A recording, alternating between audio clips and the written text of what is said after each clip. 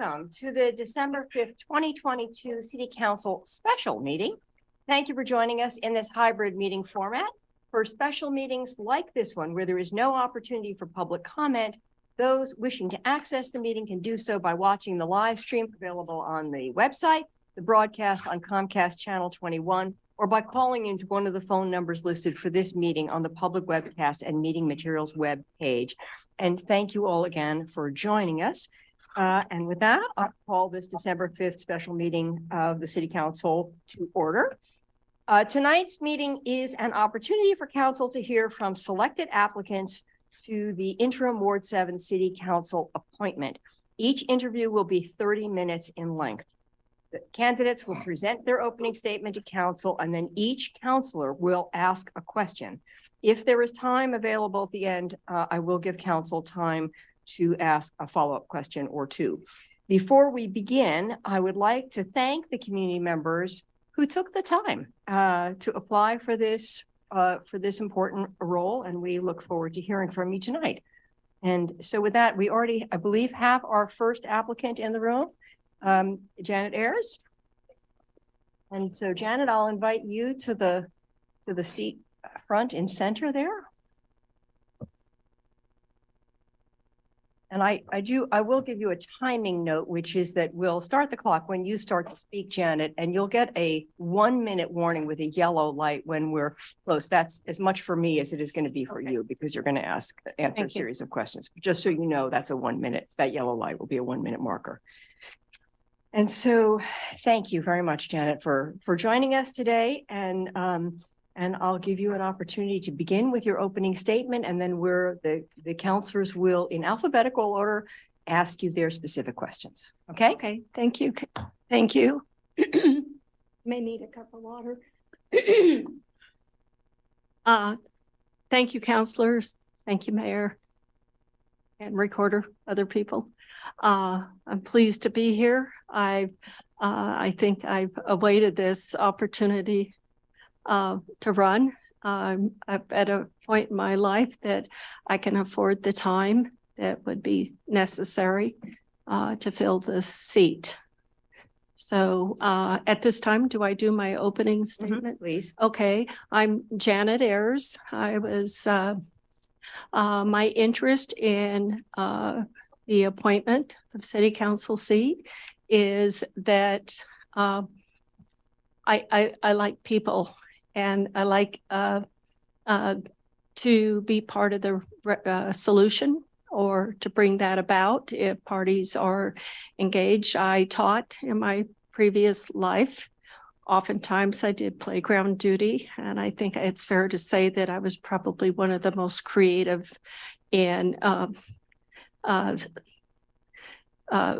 dealing with playground disputes. I found it challenging and actually at times rather fun. So with that, I do enjoy people, and we're at a point, I think, with this city that there's a lot of division.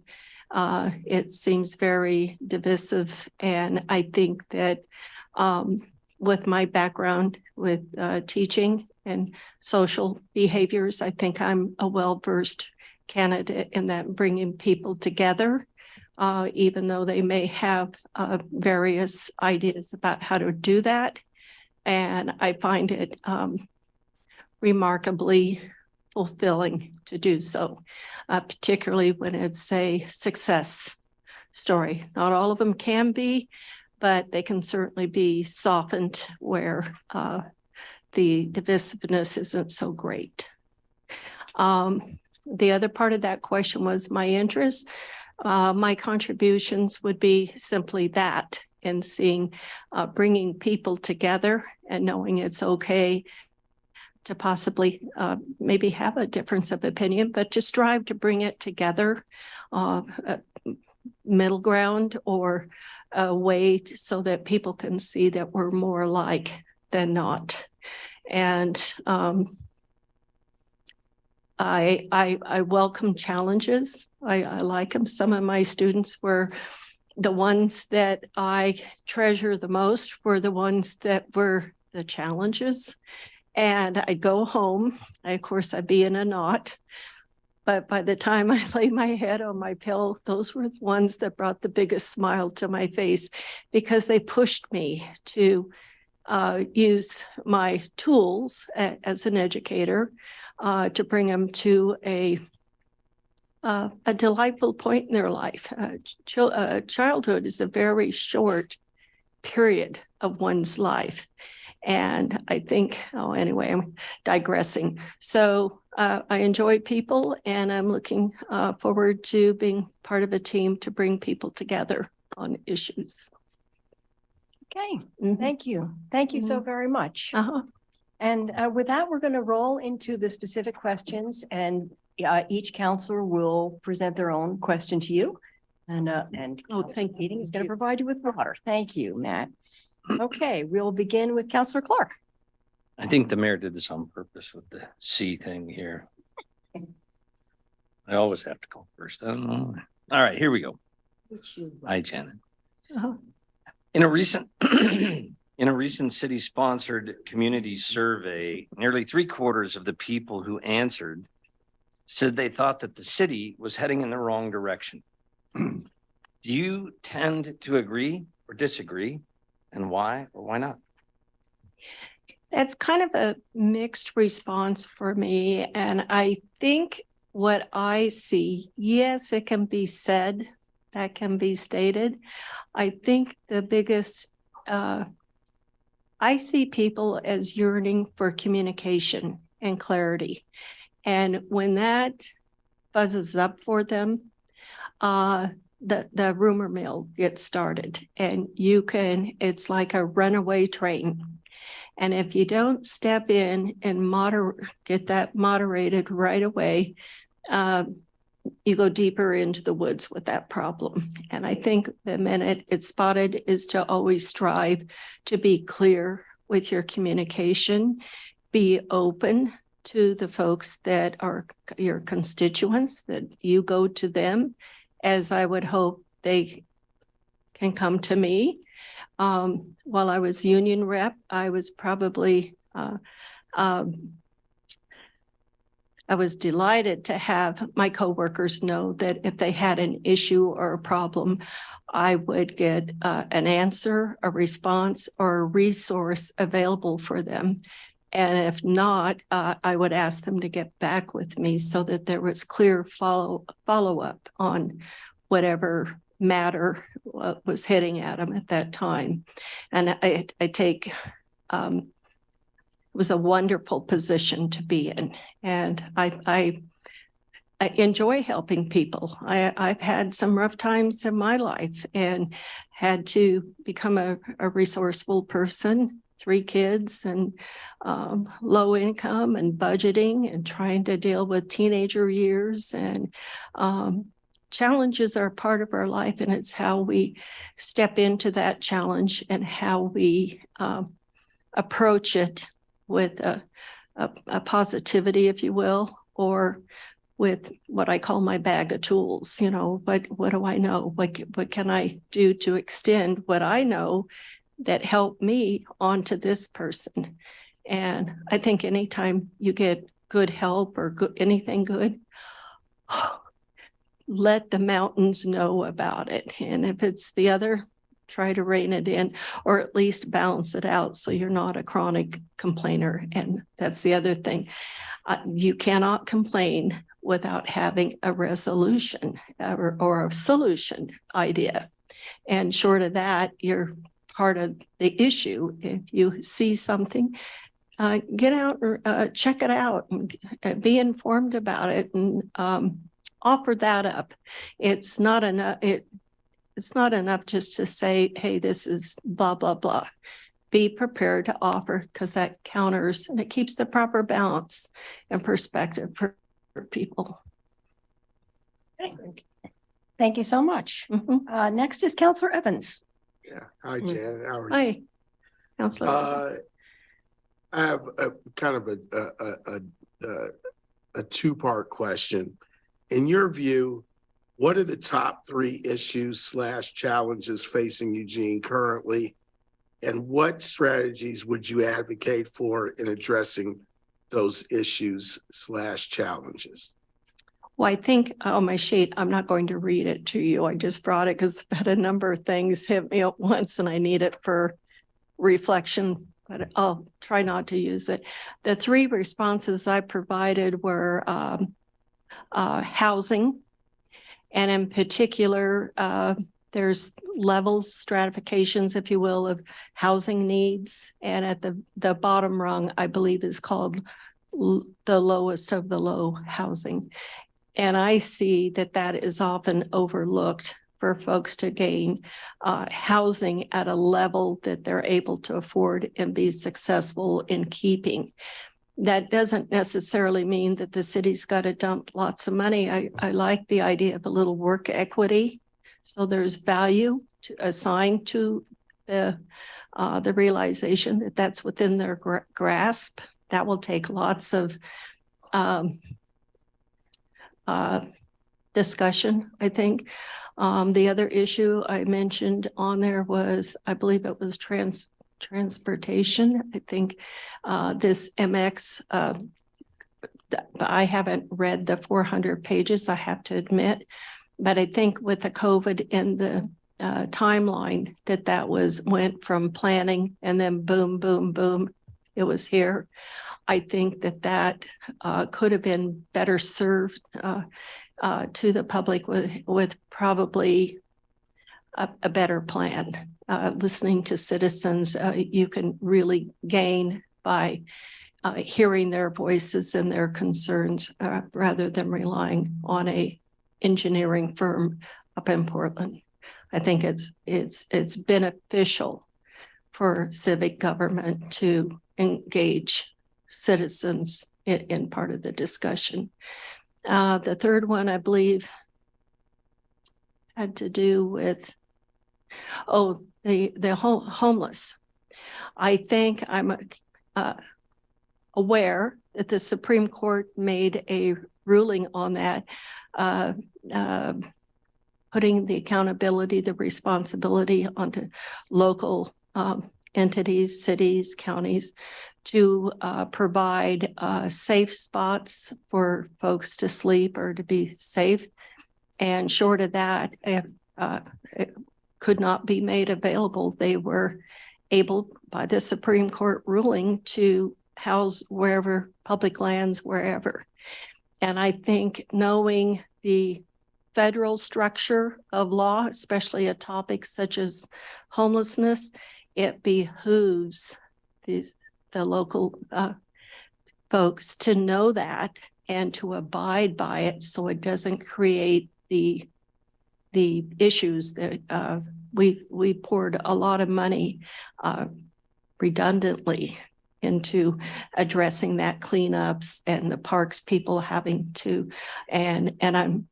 we have wonderful people working in Parks Department. It was not an easy job during that time.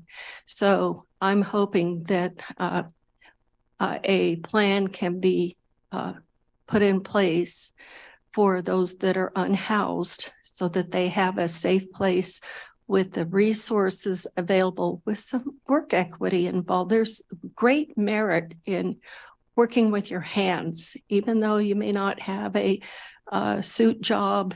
There's great merit to that, and people begin to take some dignity back in their life. And I think that is certainly a missing link in the equation of getting this addressed. Thank you very much. Councilor Groves. Thank you, Mayor, and welcome, Janet. Thank you for expressing an interest in this and going through the application and interview process. Pleased to be here. Thank you. These are never, well, I don't personally think they're fun when I'm sitting in your seat, but it's an important part of the process. So thank you. My question is two parts as well. Ward 7 is one of the city's most diverse wards in terms of opinion, ideological perspectives, and issues of concern. How will you balance these different perspectives, and what steps will you take to establish yourself as the Ward 7 City Councilor?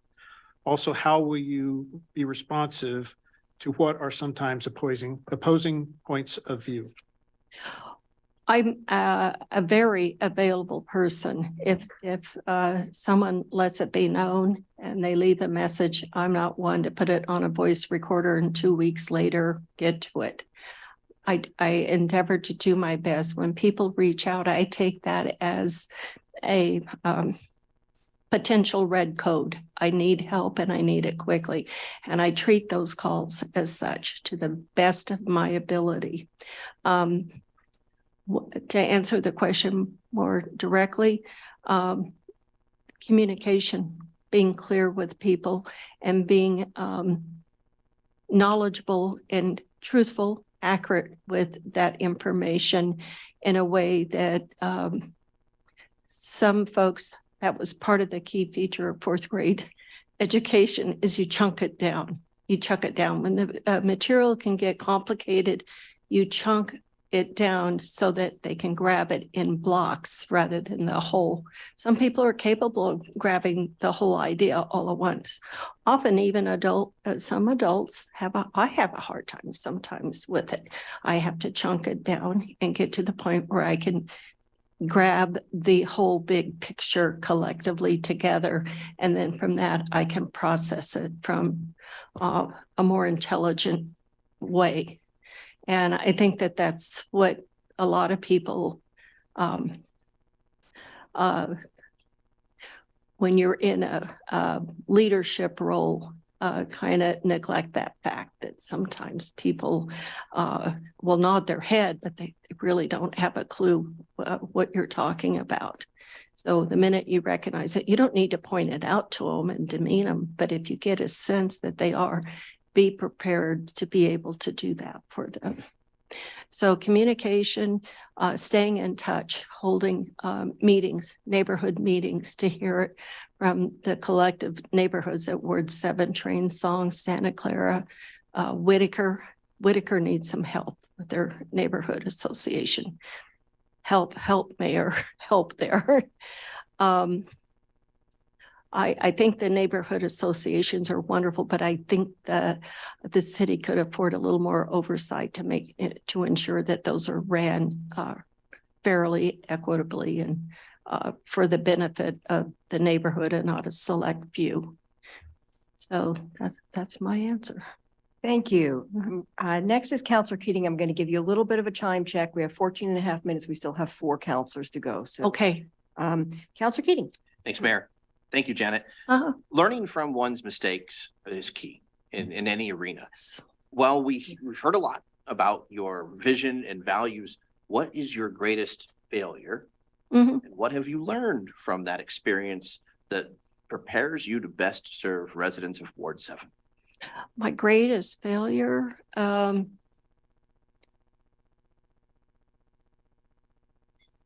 I've had failures, but I tend to come back and attack it again and again. I'm kind of persistent. I was trying to think of a single incident.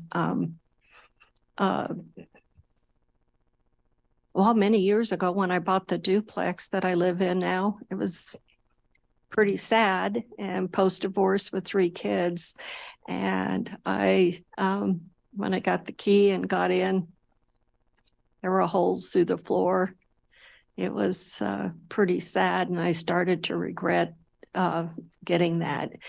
I have to give the credit to my mom, who was a Depression-era kid, and she instilled in me the resilience to stay with it. And I tore out the walls, and my mom got a bucket of mud and slathered it on. Was it perfect? No, but that's the grit that I think people, that serves people well to have some of that grit, even though it may look pretty dire. Just step in and just do it. Just do it. And in that process, along the way, you may be fortunate enough to get it completely figured out and do it anyway. If not, it's another chunk of learning in life. So, yeah, I thought I had, but it's turned out to be a very good property for me. And I'm really glad I listened to my mom on that. Yeah. Thank you. Counselor Semple. Hi. Being here. The job of counselor will be more demanding than you realize. No matter how much you think you understand counsel, issues, people, it will take immense time, energy, and attention that you will no longer have to give to your own life, family, friends, other work, your home, hobbies, and more. What things in your life fulfill you? What demands do you have on your time? How will you manage these challenges and keep yourself physically, mentally, and emotionally healthy? Okay, the first part of your question, Council.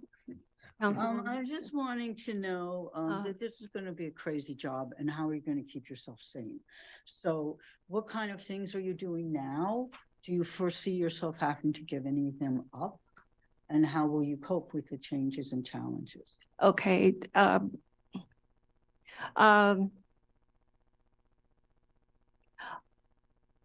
my day will be more, I don't want to use the word regimented, but more like on the clock. Right now I'm retired. I just stepped into that. I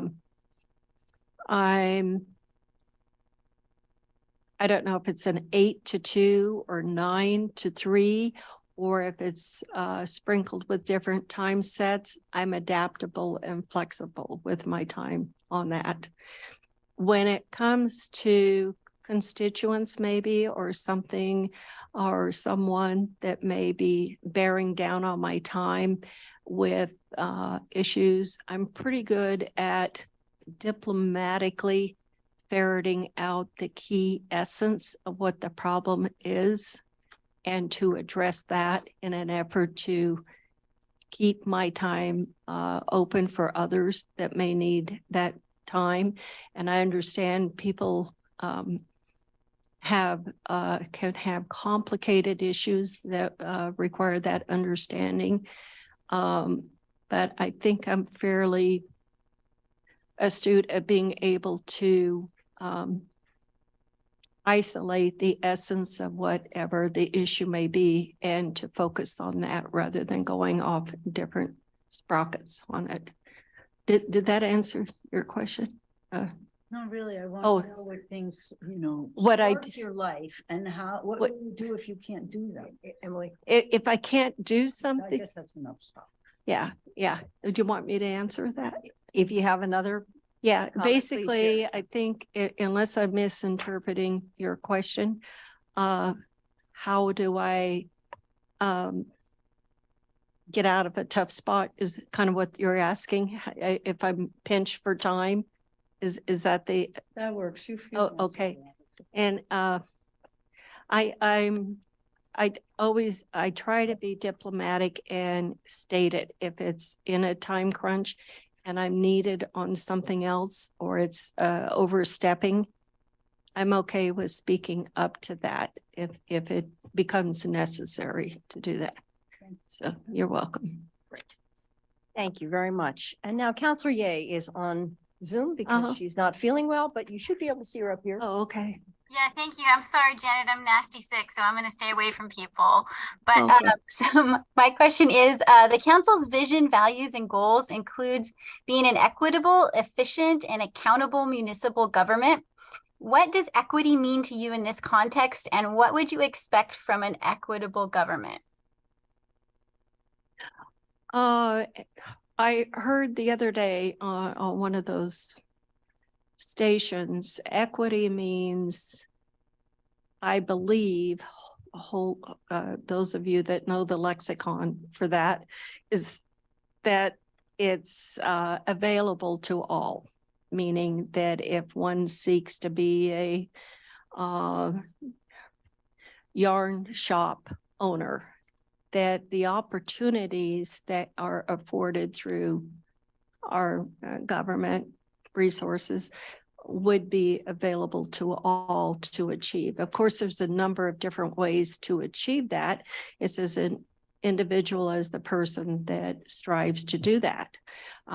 So it really bears the person who is seeking that opportunity, the there's a word again, tools are all made available to that person so that they can achieve that same measure of success. That's my definition of equity. I think it may be a little bit different possibly, but that's the way I view it. And what was the other term? That was it. That was it. Okay. Okay, thank you. And last but not least, Counselor Zelenka. Z's bringing up the rear. I have a three-part question on climate change for you. In a survey done with the city, 75% of Eugene residents agreed that, quote, climate change requires much stronger regulations of greenhouse gas emissions. Do you agree or disagree with that statement, and why? Part one. Part two is, when it comes to funding for climate change projects, do you see them on par with other essential services like the library or parks or police or fire? Or do you think the funding is more discretionary and we would need to fund these as money becomes available? And then finally, how do you see alternative transportations options generally fitting into our, as part of climate change, specifically River Road area? So I'll take the last first and then work backwards because I'll need a little more on the second and first. The last one with the MX, is that, did I recall it correctly? I see that as more of a transitioning issue. I think this came upon the people rapidly and I will dare say forcefully, and it did not have the necessary pieces of good governance. I would, I'm hopeful by filling that seat that will come to fruition for the citizens of Ward 7. How do I see a solution to that? Was that part of your question? Sure. I see it as being prepared to include your constituents in every step of that process, and with the timeline where there was silence on the project, that should have been rectified first before jumping to the next step. And I think quite probably that could have avoided a lot of the hard issues that came upon with the MX idea. And I think also holding CH2M Hill to a better accountability for how they put the documents together on this without consulting the emergency responders and those folks on what ramifications could occur with fire departments and police responders being reduced on their response times.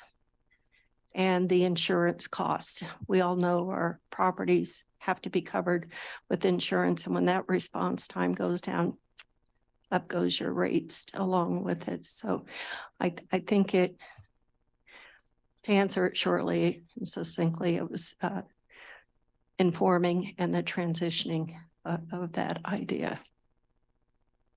The other parts were, what do you think? Do you agree with climate change requires stronger regulations of greenhouse gas emissions, and how would you fund them? Climate restrictions, again, I see that's a grinding turn halt, and it's leaving a lot of costs. I think it could be figured out more concisely and efficiently without the troubling effects of, again, the transitioning of that. All of a sudden it's, we're not using the, what do you call it, petroleum products. And I don't think we have in place the electrical grid issues where people in a few short years are going to, I think, electric cars, whether those the power grid will be able to sustain that. I think people are keenly aware of that, and with everyone shifting, just like on a ship, you tell all the folks to go to the left side of the ship's gonna. So it has to have a balance and a time and transitioning, a better transitioning to that. And I'm not saying it necessarily, well, I won't say that. I was going to say I was not saying that it should be slower. It should be planned with more assurance to the people as to how that will happen without leaving people wondering, how am I going to pay for a $40,000 electric car when I have a $3,500 clunker in the driveway? Those kind of things have to be addressed for people, because not everyone has, a lot of people don't have the resources. And how do I think it could be financed? Efficient planning and being highly knowledgeable about your topic and where you're taking the masses of people along with this, and being keeping that ever to the front of how it's impacting the masses of people and how the best way to go about it without making it a hard issue for those people. That was very well timed. We have Yeah. 57 seconds left. Okay. I'm not sure that's enough time for a follow-up question unless it's a one-word kind of question. But no, okay. Janet, thank you. Thank you. Very, Thank very you. much. I know it's a challenging thing to do. We Yes. very much appreciate your interest and your thoughtfulness and your responses. Yes. And with that, Very much. Thank you. Thank you. Thank you. yeah. Have a So great night. have a good evening, and now you And can you breathe a have a good little one, easier. too. This piece is done.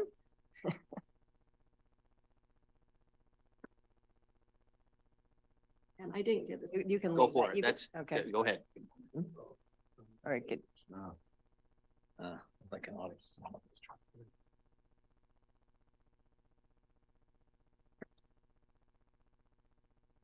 Thank you for your time, Jen. Grab this for the next album. Yeah.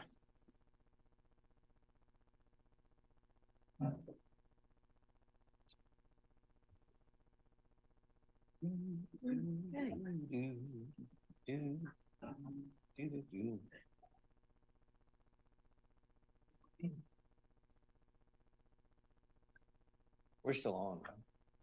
We're still on. We're just waiting for the next applicant to come in. Yes. I just wanted to make sure not to say something silly Yes, in the intervening time. It's difficult work for me. that's, I Some know. people, You know, You just took the joke.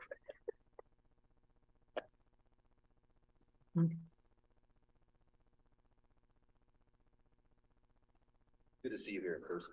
thank you, sir. Welcome. Welcome, welcome. Thank you so much, Dan, for joining us today. Thank you. So the way this is structured, you have 30 minutes. We'll give you a chance to make an opening statement. And then the counselors each have questions to ask you, and they're going to be asking them in alphabetical order by last name. So, Okay. So I will let you introduce yourself and make your opening statement, and then we'll move on to the questions. Sounds great. Well, thank you all for the opportunity to interview with you today for the search for Ward 7's new counselor. This has been a long odyssey that, for good or bad, has challenged all of us to examine issues beyond the recall and have been percolating in our city for quite some time. My decision to submit my application was not easy. I discussed it with my family and friends and colleagues, and through conversations with 1,017 doorsteps across every one of our neighborhoods in Ward 7, where I listened to residents express their expectations and frustrations with the city. And I still have a lot to learn, but here's what I know. I'm uniquely aware of not simply the formal time commitment for this position, but the unofficial time that will be required to begin building trust back with the residents of Ward 7. Whatever you're feeling about the recall, any fair analysis would conclude that there was not any one single issue that caused someone to vote for it. But my conversations with hundreds of Ward 7 residents, confirmed by letters to the media, posted on social media, and to you all, highlight an overriding theme. We need a counselor that will act on behalf of the collective interests of Ward 7 residents at council, for sure. But more so, that the chosen counselor is devoted to an equal amount of time to the business of public service, the low-hanging fruit that constituents expect from their elected officials. When someone logs on to a website for any one of us, they aren't logging on because they care about me or to learn what I believe in or my list of achievements. They're logging on because the leaves haven't been picked up, as Mr. Anderson needed on Rosetta Street, or because a sidewalk has been damaged and is now a hazard, as Mr. and Mrs. Aguilera pointed out on Maryville Lane, or because they need a building permit, or because there's an abandoned car that hasn't been addressed, and so on. They come to us because we are the gateway for the city services they expect and pay for. This counselor needs to be expected to be laser focused on the task at hand and helping and getting back to the fundamentals. The prerequisite skills for this position I've attained through 20 years of civic engagement and involvement, whether formally like the Eugene Planning Commission or being part of teams running NAMI, the Suicide Prevention Coalition, Reality Kitchen, and the River Road Community Organization, or informally, helping lead the entire disaster refugee response at the Holiday Farm fire, moving 4 of my employees into permanent housing and stopping more from losing theirs during COVID, and using friendly connections to redirect COVID PPE into the heart of our city's need. I may not always be known for the by-the-book solution, but sometimes neighbors need a scrappy fighter who will get the job done. I want to be a counselor with all my heart. 5 years ago, I didn't know the extent of the mental health emergency our community was facing. I drove past it on my way to the rest of my world. Its nightmares existed in other people's houses and other families' experiences until it happened to mine. No amount of service forward claws back a single moment you miss the signs. Against our will, the awful grace of trauma affords us an endless roadmap for how and where so many of our city's challenges begin and where we can begin to solve them. And we can solve them if we have the courage to lean in. I've shared the lives of victims and survivors, patients and staff, members of our community. I've laughed with them, I've cried with them. This is what I want to do with my life. Public service was my pathway back from the abyss. It saved my life. It's the reason I get up in the morning. It's my opiate. The path for me was always getting the next gig so that I could continue to do this wonderful thing that I love. I look forward to your questions. Thank you very much. And the first question will come from Councilor Clark. Thank you, Mayor. Dan, thank you for being part of this process, man. And thank you for applying. Here's my question. In a recent city-sponsored survey, nearly 3/4 of the people who responded said that they thought the city was heading in the wrong direction. So my question is, do you tend to agree with them, disagree with them? Why or why not? What I would say is, and thank you for asking the question, Councilor Clark. I think that the conversations I've had at the door, and I've had this conversation with 1,017 doorsteps, hundreds of people in Ward 7. The theme is the same, which is I could probably get with you on whatever you're looking to do on council, whatever the agenda is between any of you. But at the end of the day, the street sign hasn't been fixed. I go downtown and the light is out, the meters aren't being fed. I have a friend of mine who has a business a block and a half from here. He has to take somewhere around $200,000 every quarter in cash up to Salem, and he has to get out of Broadway to be able to do it. I would challenge any of us, myself included, to go and take a bag of cash and walk to their car in downtown Eugene sometimes. So the problem I think exists is that the public isn't looking at council saying, I disagree with what you're necessarily doing. It's that the basics of what they expect aren't necessarily getting done. We have an empathy gap that is growing in the city. And it is, from my view, one that exists on the issues of homelessness. It's, I would love to have a deeper well in empathy. I just don't have it anymore. And until we start attacking that, we're not going to gain back their trust. Thank you. Thank you. Councilor Evans. Yeah, thank you, Mayor, and thank you, Mr. Isaacson, for submitting your application. I want to be clear that my question is different than what you probably responded to in your supplemental questions 3 and 4, because I want a more specific set of answers to my question. And that is, in your view, what are the top 3 issues / challenges facing Eugene currently? And what strategies would you advocate for in addressing those challenges and issues? I think that the mental health crisis that is happening in this city, in this state, and in this country is by far the largest growing problem that has to be addressed by every one of those actors. It is at the core of every issue that comes before council. It's at the core of the empathy gap. It's at the core of the absences we have on nonprofits across the city, the vacancies we have on our boards, commissions, the gap in finding folks to willing to step up and put their name forward for a variety of different tasks. So mental health would definitely be the top. And from there, homelessness and crime. Your question about what would I do specifically? Change the lens by which we are gaining information from to this council. Council's only as good as the information it gets.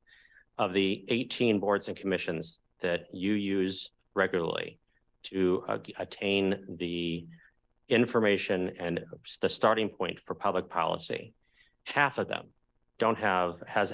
have one or less BIPOC member on it.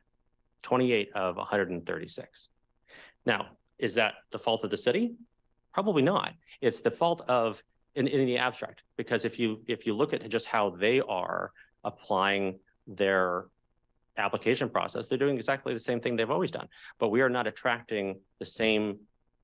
We're attracting the same applicants rather than expanding in a different way. Are we really suggesting that the people from, for example, our BIPOC community don't care about things other than the Police Commission, the Human Rights Commission, that they don't care about the ETAC? That's not true. But we can change our ability to solve problems by adding a different set of people into the mix so that we can actually have a diversity of opinion, and we are not doing that. When I hear constantly, and I'm sitting in meetings in the River Oak Community Organization, and I hear the same information from the same actors in every meeting, it's groupthink, it's siloed.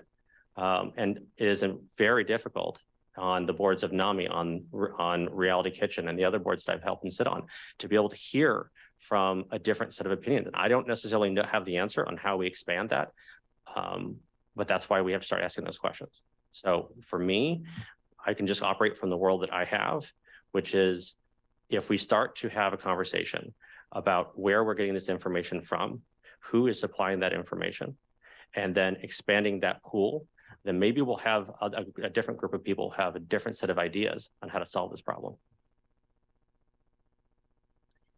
Okay, thank you very much. Next up is Councilor Groves. Thank you, Mayor. And thank you, Dan, for being here tonight and for putting yourself out and applying for this process. I know that these aren't easy things to do, and they do take time away from your personal life, and I do appreciate that.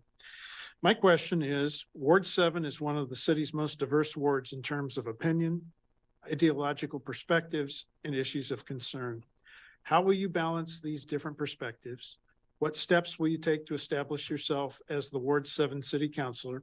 And how will you be responsive to what are sometimes opposing points of view?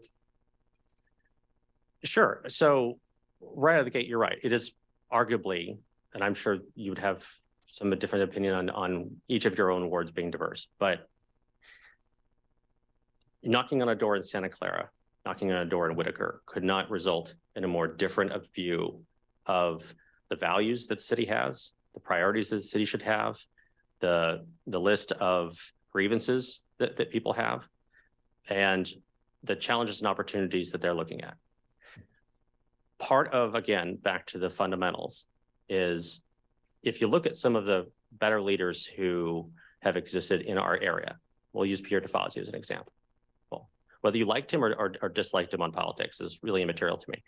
You have folks who say all the time, I don't agree with him on politics, but I know that he's a person who, if I disagree with him, he'll tell me why. He'll tell me how he arrived at that thinking. And I know that I can reach out to him, that I could reach out to him. I can meet with him. in some way and have some buy-in, some ability to be part of the conversation and shaping that opinion. And that's what Ward 7 needs. Ward 7 doesn't need a dictatorial, I'm right, you're wrong, this is what it is, don't like me, fire me. They need somebody who is willing to do the work to establish a dialogue so that people feel heard, so that they get the fundamentals down, so that again, when people have a conversation about, do you like Counselor Isaacson? It's, well, I don't always agree with what he says, but I know where to find him. I know I can have a conversation with him about policies and ideas, and I know I can help be a part of the conversation and shaping those ideas. How I would do it, I think I've been very clear about that as well.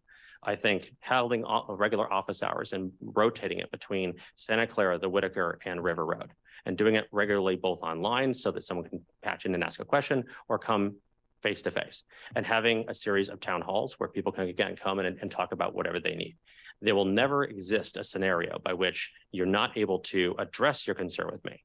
The difference is we have to change the conversation from I'm not being heard to from I don't, not being agreed with, because there's a difference. And I think that we have created it through a little bit of the COVID pullback, an online presence where people feel very emboldened because it's just on social media. And I think that if we kind of pull that back and put face-to-face time with some folks during town halls and through office hours, where people can sit down with their counselor, hear the person out, hear the history behind it. I think that takes down the fervor and the tenor and the tone and allows people to just feel connected to the city again. Hey, thank you very much. Next up is Councilor Keating. Thank you, Mayor. Thank you, Daniel. Learning from one's mistakes is key in any arena. And while we've heard a lot about your vision, your values, what is your greatest failure? What have you learned from that experience that's prepared you to best serve the residents of Eugene's Ward 7? Greatest failure. Not seeing the warning signs in my friend before he died was my greatest failure. And it changed my life. It took everything from me, but it's also gave me everything as well. We have an undercurrent of issues in this community that, you know, people always say that 90% of communication is not spoken and 10% is. I would argue that there's another 15% of what we talk about that has roots in the trauma or our past, whether it's PTSD or whatever it is, that we're not communicating and we don't know about, and it's been growing in this community. And once you can kind of figure out what is behind someone and what their motivation is, why they're talking the way that they're talking, what is driving them to whatever their emotion is, good or bad, then that's how you can kind of begin to address whatever it is that they're really trying to talk about. So my greatest failure is having never seen it ahead of time, but since then, I've committed myself to a lifetime of mental health advocacy work. My first action was to join the Suicide Prevention Coalition, where I worked with the county team and a group of volunteers that have trained over 900 members at this point of our community to know those warning signs ahead of time. During the pandemic, we trained bank tellers, baristas, we trained construction foremen, taxi cab drivers, because it's the people who serve beer at night and coffee in the morning that know people better than most people do. And they know what the warning signs are. I joined the board of NAMI so that I could spend time and try to find ways to get whatever resources we have in the hands of people that need it. I asked Roger at the county, what is the #1 wish list on your shelf? What is the take it down, dust it off, implement it that this community needs? And why don't we have it? And without skipping a beat, he said the TIP program. I will tell you, having gone through that second trauma of having to call someone's kids and let them know that their father is dead, having to call parents, having to call other friends, having watched other people do the same thing. watching what has happened in our community and how easy it is to solve, how remarkably easy and how inexpensive it is to solve, that this was a miss. And so I committed 2 years of my life to getting it passed, and now we have it. We begin doing volunteers in January, and there will never again be after March any person who ever goes through what I went through. So I'm sure I could go into more mistakes. And what I will tell you is that I try to pride myself on not having a large amount of ego. I don't know everything, and I don't want to know everything. I surround myself with smart people who do know more than I do, and try to listen to them as much as I can.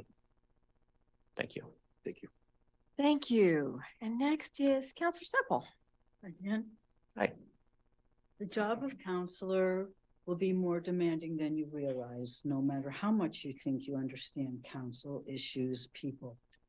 It will take immense time, energy, and attention that you will no longer have to give to your own life, family, friends, other work, your home, hobbies, and more. What things in life fulfill you? What demands do you have on your time? How will you manage these challenges and keep yourself physically, mentally, and emotionally healthy? At the risk of ranking your questions, it's probably one of the best ones for me personally. As I said, in 2020, I made a decision in my life that my 5 to 9 was not going to match my 9 to 5. And that my work life had consumed too much of who I was and was taking too much from me. So I put it like a scale. It was either something was either adding to it or taking away from me. And so for me, public service in whatever fashion that was. So started off as simply working with Reality Kitchen and serving on their board, and Suicide Prevention Coalition, NAMI, and so on and so forth. Those are, I thought, need to be a 1-to-1 ratio. I needed it for every hour I had this taxing job. I needed to put an hour in that would give back. And it turns out this is much more concentrated. In fact, it's about 20 minutes. So for me, it was, as I said in my opening statement, it was what saved my life and gave me back myself. I recognized very quickly that one of the warning signs is losing your sense of self, the things that move the needle for you, as you put it. And I found that the more I could do things that push that needle back for me, I could find that balance in my life. And so I think I've gotten a fairly good handle on what balances the needle for me. I know that this is not a job that is going to be a giver. It's going to be a taker. And so surrounding myself in an appropriate way, knowing what I know now and knowing what I don't know is going to be crucial to creating and finding that balance for myself. And as I said, again, in my opening statement, it isn't simply what each of you are hoping for in the listed requirements of this job. If Ward 7 residents are going to have faith in the city council in this room and the policies that this body creates, they're going to do it because they have a counselor who's going to be taking the extra credit time to build that back with them. Not to mention that this is a race that's almost immediately have to start running in May. So you're going to have a person who's going to have their professional life, whatever that is. You're going to have them serve the council hours here and then put in the homework time out in the community to show them, not just in the Whitaker, not just in River Road, not just in Train Song, and not just in Santa Clara, but all four have somebody who will listen to what they have to say and will advance either most or all of what their hopes are for a city when it comes to the fundamentals. Thank you. And next is Counselor Ye, who is on Zoom because she's not feeling well. Oh. Yes, thank you. I apologize, but I don't want to share whatever I have is nasty. So my question is, the council's vision, values, and goals includes being an equitable, efficient, and accountable municipal government. What does equity mean to you in this context, and what would you expect from an equitable government? Thank you, Councillor Ye, and I hope that you begin to feel better soon. And thank you for not giving it to me or me giving you my 5-year-old's flu that he came up with today. I think what I would say is that equity and inclusion is like a second language for a lot of people. We weren't born with my ability to speak Italian, and I could never be expected to know the nuances, culture, and experiences of certain members of our community. And so it's my job to put that lens on by constantly working at and experiencing what other folks are going through, and to try to open a different lens on how we become equitable as a city through it.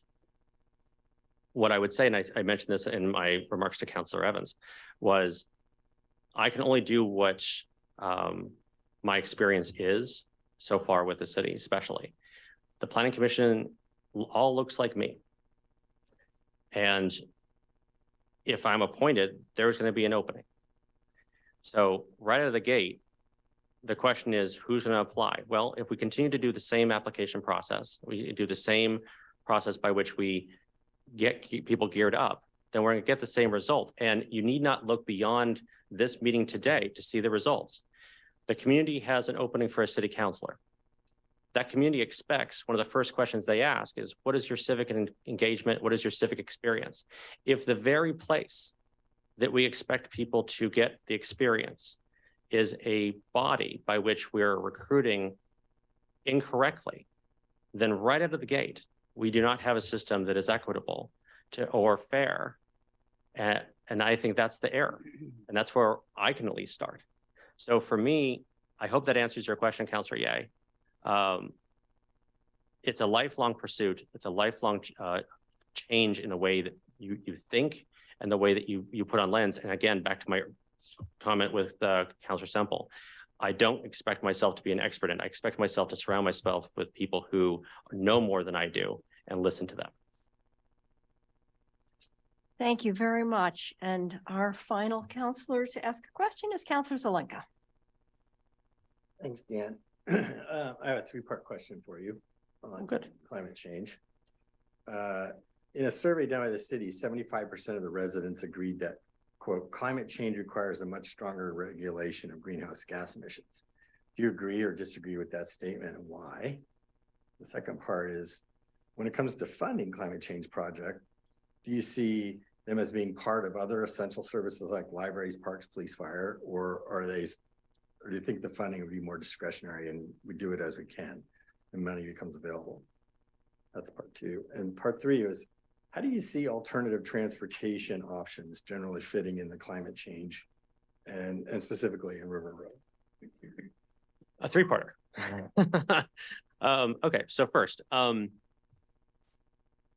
there's 16,000 homes in Ward 7, 11,000 of them were built prior to 1980, which means that the overwhelming majority of them are likely very inefficient. They extrude about 14 million cubic or metric tons of CO2 gas every year. If the focus of us on our climate cap 2.0 decarbonization plan focuses on that as well, that is a huge step. And it's part of the conversation that needs to happen. What I would say is, especially when you go into neighborhoods like Trainsong, where they haven't had a new home built, I believe since 1996, but someone needs to correct me on that. You have existing programs, whether it's for renters, whether it's for homeowners, to help make those homes more efficient. It's more cheaper for the renter and the owner. It builds up community, and it again shows that the city is listening to be able to achieve its goals and actually start putting some points on the board that matter to people with their electric bill. So that would be the first thing that I would address and target, is to really start communicating that fairly effectively. The second question you asked was whether or not, well, I'm going to skip at the third about transportation. I think that transportation is an important element in it. I'm not an expert in LTD. I'm not an expert in what they have on their capabilities are.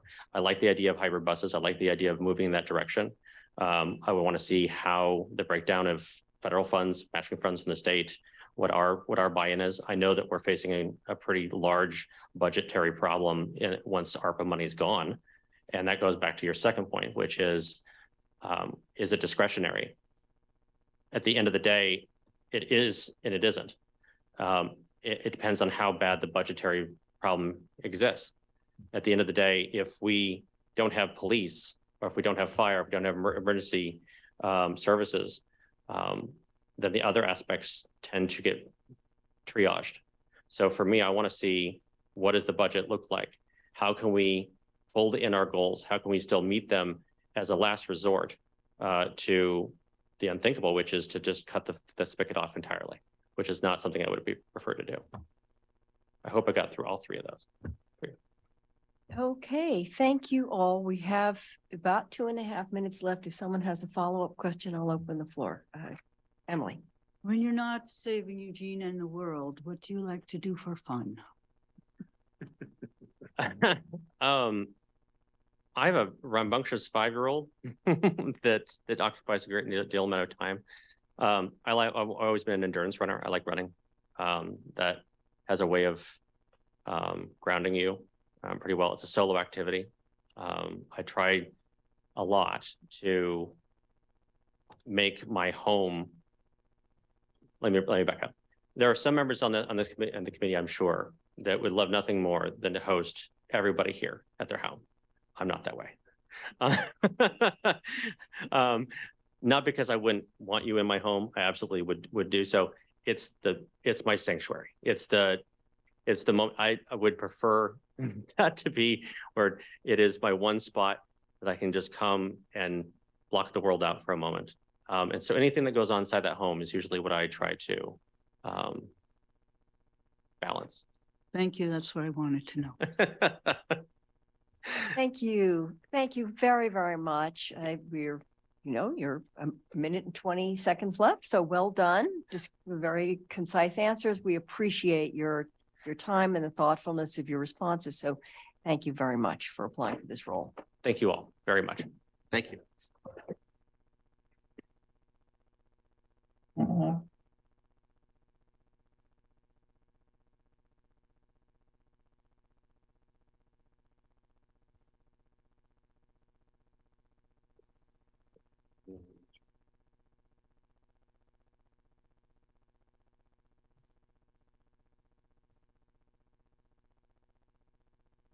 Go.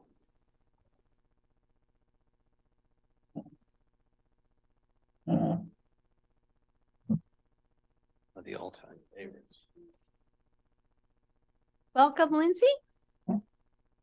Thank you so much. Thank you for taking the time, putting yourself forward for this application process. So we are going to begin. I'll first open the floor to you to introduce yourself and make opening remarks, whatever opening statement you wish to make. And then we'll go through the counselors in alphabetical order. They each have a question to ask. And we have 30 minutes total for that. So I'll be watching the clock. I'll give you a warning. The yellow light goes on when there's 1 minute left. So, okay, with that, I open the floor to you, Lindsay. Thank you so much. Thank you so much for having me. I really am honored to be chosen to be here to interview for this interim position. I'm Lindsay Leach, and I am the executive director of Well Mama, which is a nonprofit here in Eugene that serves people who are struggling with mental health conditions related to the reproductive period. So pregnancy and postpartum depression and anxiety. And within that role, I serve in multiple ways, of course. One of those is as a peer, because it is a peer-run organization. And so having personally experienced postpartum depression and anxiety, I am certified as a peer support specialist, and I work every day directly with our clients to serve them and to help them recover as I was able to recover. In doing that is why I'm here. I understand that when you are in a mental health crisis, your voice is not heard at this level, or really you're just struggling, you're drowning. And so I want to be that voice for parents who aren't able to be in an environment like this and to come here and represent themselves. On the other level, I run the day-to-day operations of an organization, and I feel that running an organization is not unlike the work that you do in running a city.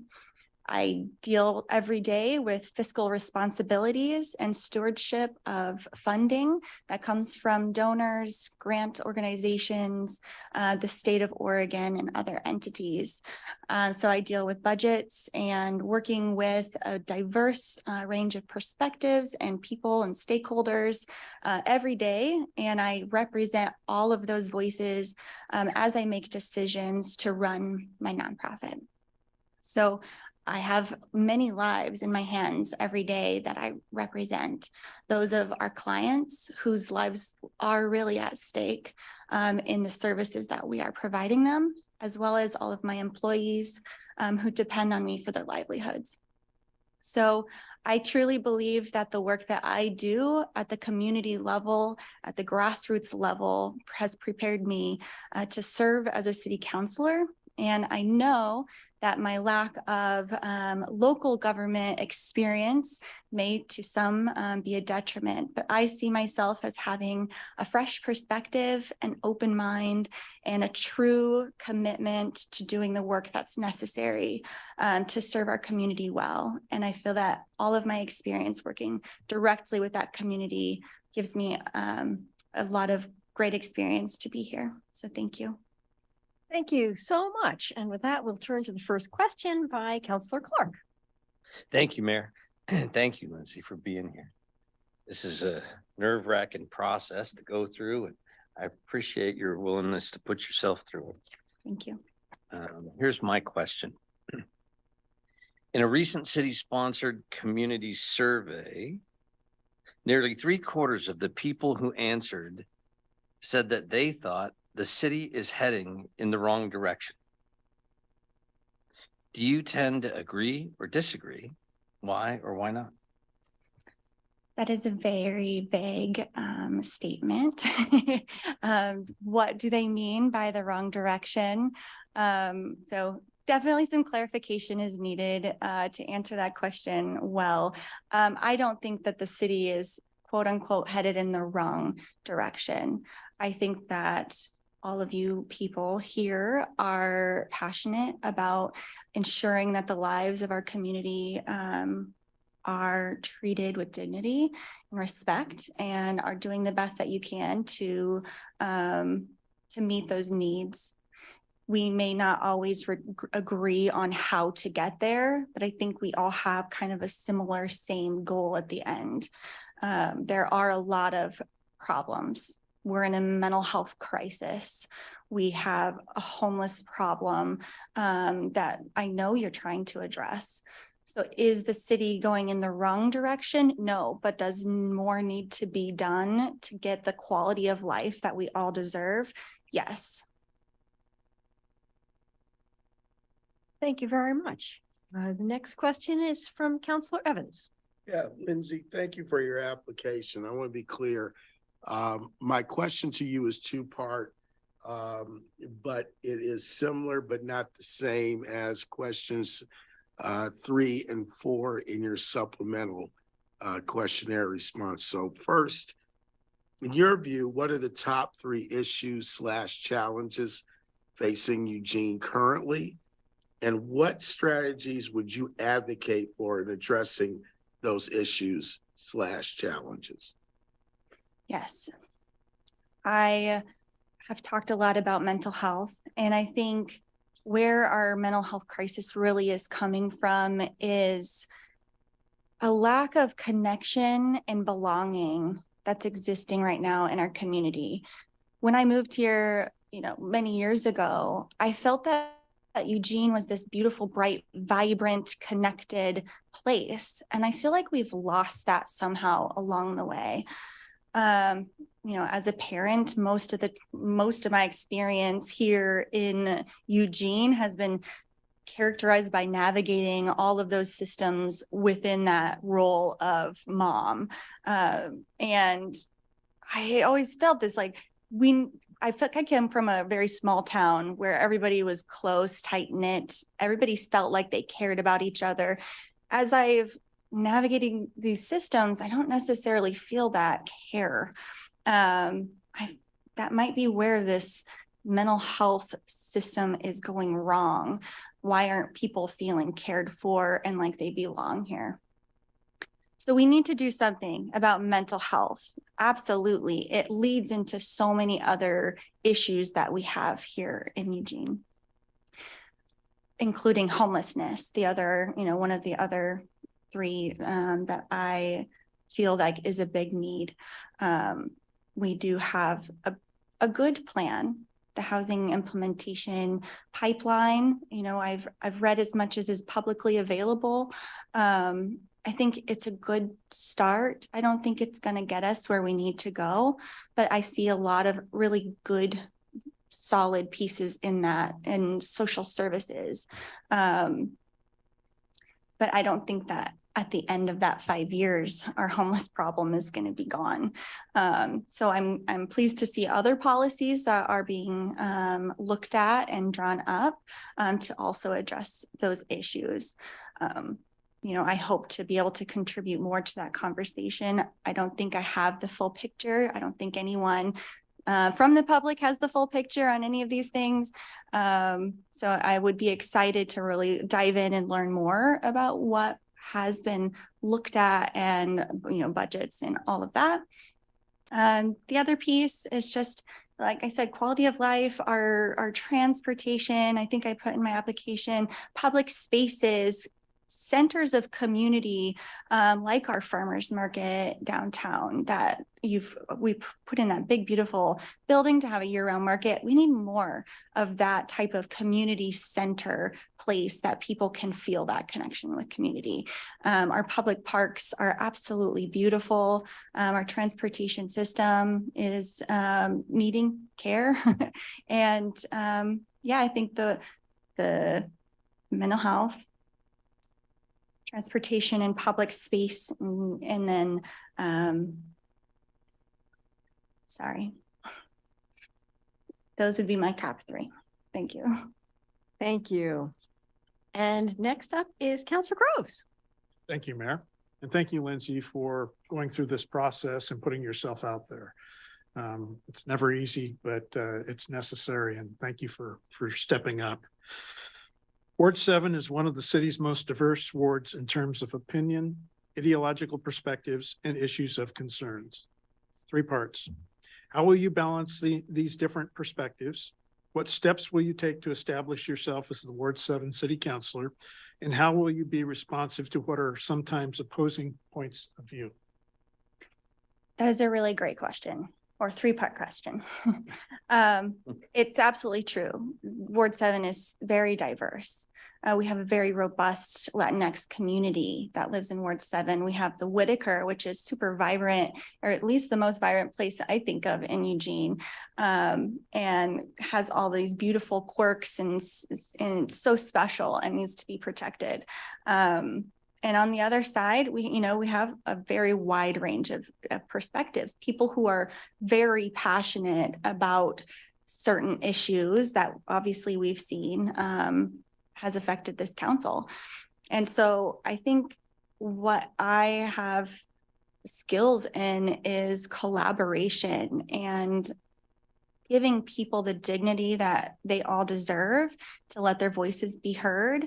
I bring a lot of different diverse perspectives to the table all the time at Well Mama.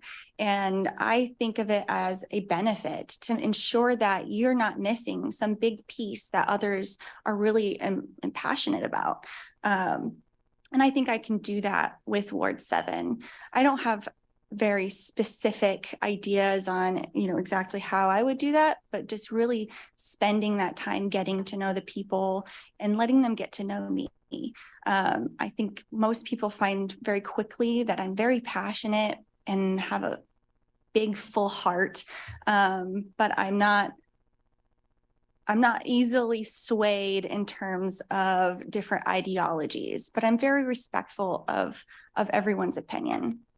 So I think coming from that place, I hope to gain the respect, at least the respect. If not, if you don't like me, that's okay, but at least you can respect that I am trying to represent every single person in the ward. And I think I might have missed the third part of your question. If you could. Third part of the question. How will you be responsive to what are sometimes opposing points of view?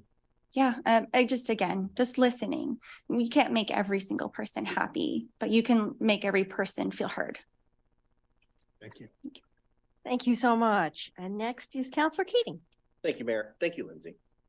Learning from one's mistakes is key in any arena. While we've heard a lot about your vision and your values, what is your greatest failure? And what have you learned from that experience that prepares you to best serve the residents of Eugene's Ward 7? I don't know that it's failure necessarily. I mentioned my postpartum depression, and I battled that for years. And it honestly, it tore apart my family, ended up in divorce. And it really made me struggle. But I was able to heal from that and really pull myself up and use that passion that I had developed in preventing other people from going through what I did or going through it for as long as I did. And I turned that into a career. And so I think you can take the things that you feel like you fail at, feel like you have done, hard things, and you can take those and you can grow from them and use that to help others. Thank you. Thank you. Next is Councilor Semple. Lindsay, thanks for coming. The job of counselor will be more demanding than you realize. No matter how much you think you understand council issues, people, it will take immense time, energy, and attention that you will no longer have to give to your own life, family, friends, other work, your home, hobbies, and more. What things in life fulfill you?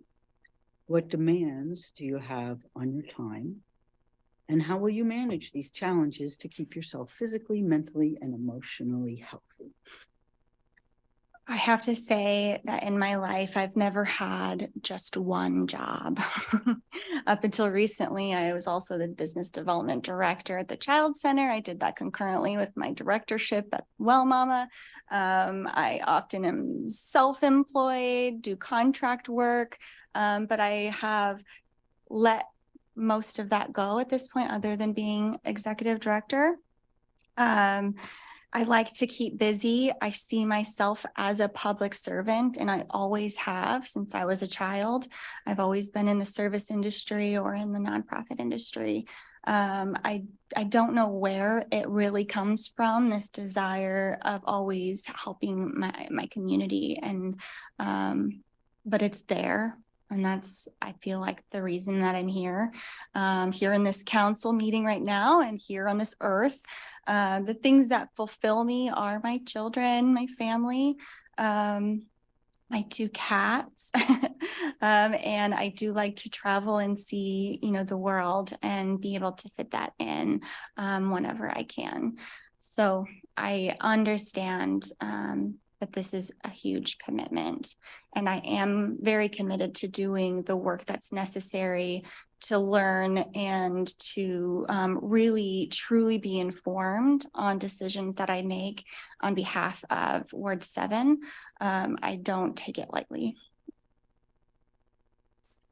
Thank you very much. And next up is Councilor Ye, who is on Zoom because she's not feeling well. Thank you, Lindsay. Sorry, I don't want to spread my nasty germs to you. My question is, the council's vision, values, and goals includes being an equitable, efficient, and accountable municipal government. What does equity mean to you in this context, and what would you expect from an equitable government? Equity really takes a look at everyone's culture and values and where they come from, and makes sure that those are respected, honored, valued, that the perspectives of all people are taken into account, and in particular, the choices that are made and the people that are affected by those choices are at the table to let their perspectives be known. We tend to make a lot of decisions and not always think about the people that are really going to, at the other end, be affected by that decision. I do this work every day at Well Mama. I have to make a lot of choices that honor our values in equity and social justice. And I cannot make those alone. So I bring as many people to the table as possible to make sure that I am making a choice that honors those perspectives. And so at the council level, I hope that that is also the way that things are done. And I know that each individual counselor is responsible for collecting their voices and their, the perspectives of their ward and bringing that to the table and honoring those when they make choices here. So. Thank you. And next and final is Councilor Zelenka. Thanks for coming this evening. I have a three-part question for you on climate change. So the first part is there was a survey done by the city that said 75% of Eugene residents agree that climate change requires more stronger regulations of greenhouse gas emissions. Do you agree or disagree with that? Why? Second part is when it comes to funding climate change projects, do you see them as part of other essential services like libraries and parks and police and fire, or do you think it's more discretionary and should be funded as money comes available?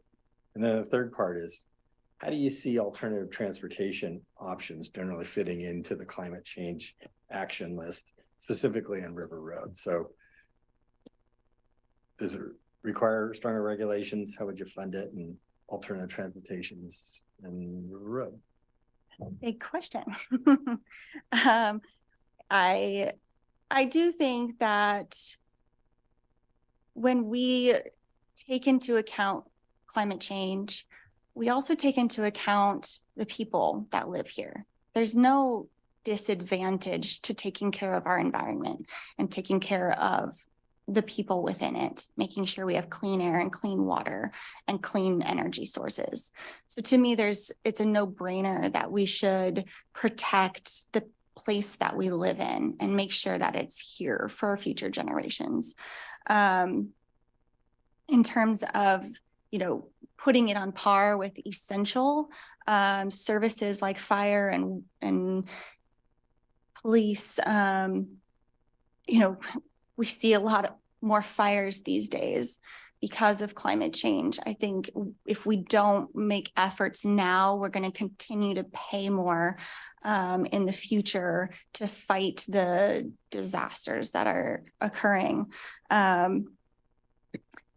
So if we look at 75% of the Eugene Voice and they say that we need to focus on this issue, and they believe in this issue, then they see it as an essential service. I don't think that means that we have to just say, let's pay for everything across the board. I think that there's a possibility of innovative ways to manage all of these things and come up with funding structures that could be cost neutral. So it's not a clear-cut answer, but let's look at the priorities and see where we can find the fit. As far as EMX, I've seen other cities develop all electric bus systems that can be cleaner in energy, sources. And so we can also look at how many cars are diverted off of River Road, so we can know that we're doing some part in helping with climate change and improving the lives of the people that live here now and later. Thank you so much. That is the end of our prepared questions. If there's a counselor who needs a clarification on the question you've asked, I will allow for one question, but I don't want to move into a whole second round of questioning. So if anyone has a single clarification. All right, Counselor Evans. Not so much a clarification, but as a parent and being a parent myself, what's the most important thing you see the city can do to support your children as well as all children in the community? So many schools are existing with one counselor or one psychologist, or, you know, just too few support staff in the classrooms, you know, 30 kindergartners in one room. It's really hard to give individual attention when there's too few staff and support staff. And I know that that is changing in a better way. COVID kind of brought to light some of those issues. I think we need to invest really a lot more in mental health services for families, for children. But I also believe that that really starts with the parents. When you're depressed as a parent, you can't put as much energy to a happy, healthy baby, unfortunately. Helping our parents feel supported in their workplace, in their community is very, very key to helping the children have help, you know, be mentally healthy. I am really pleased to see that Paid Leave Oregon is about to begin. I think that is a very, very necessary piece to having happy and healthy families. I can't tell you how many times I have seen a woman have a baby on a Friday and go back to work on Monday. It is devastating to families and it tears them apart. And if you cannot bond with your baby, there's going to be mental health issues, more likely. So invest in mental health, invest in our schools, and we'll be better off. Thank you very, very much. We really appreciate your interest, the putting yourself out in this, what's a pretty challenging process. So thank you very, very much. And I think that's the end of our questions. No, thank you so much. Thank Pleasure you. to meet you. Thank you all. Thanks. Thank you. Yeah.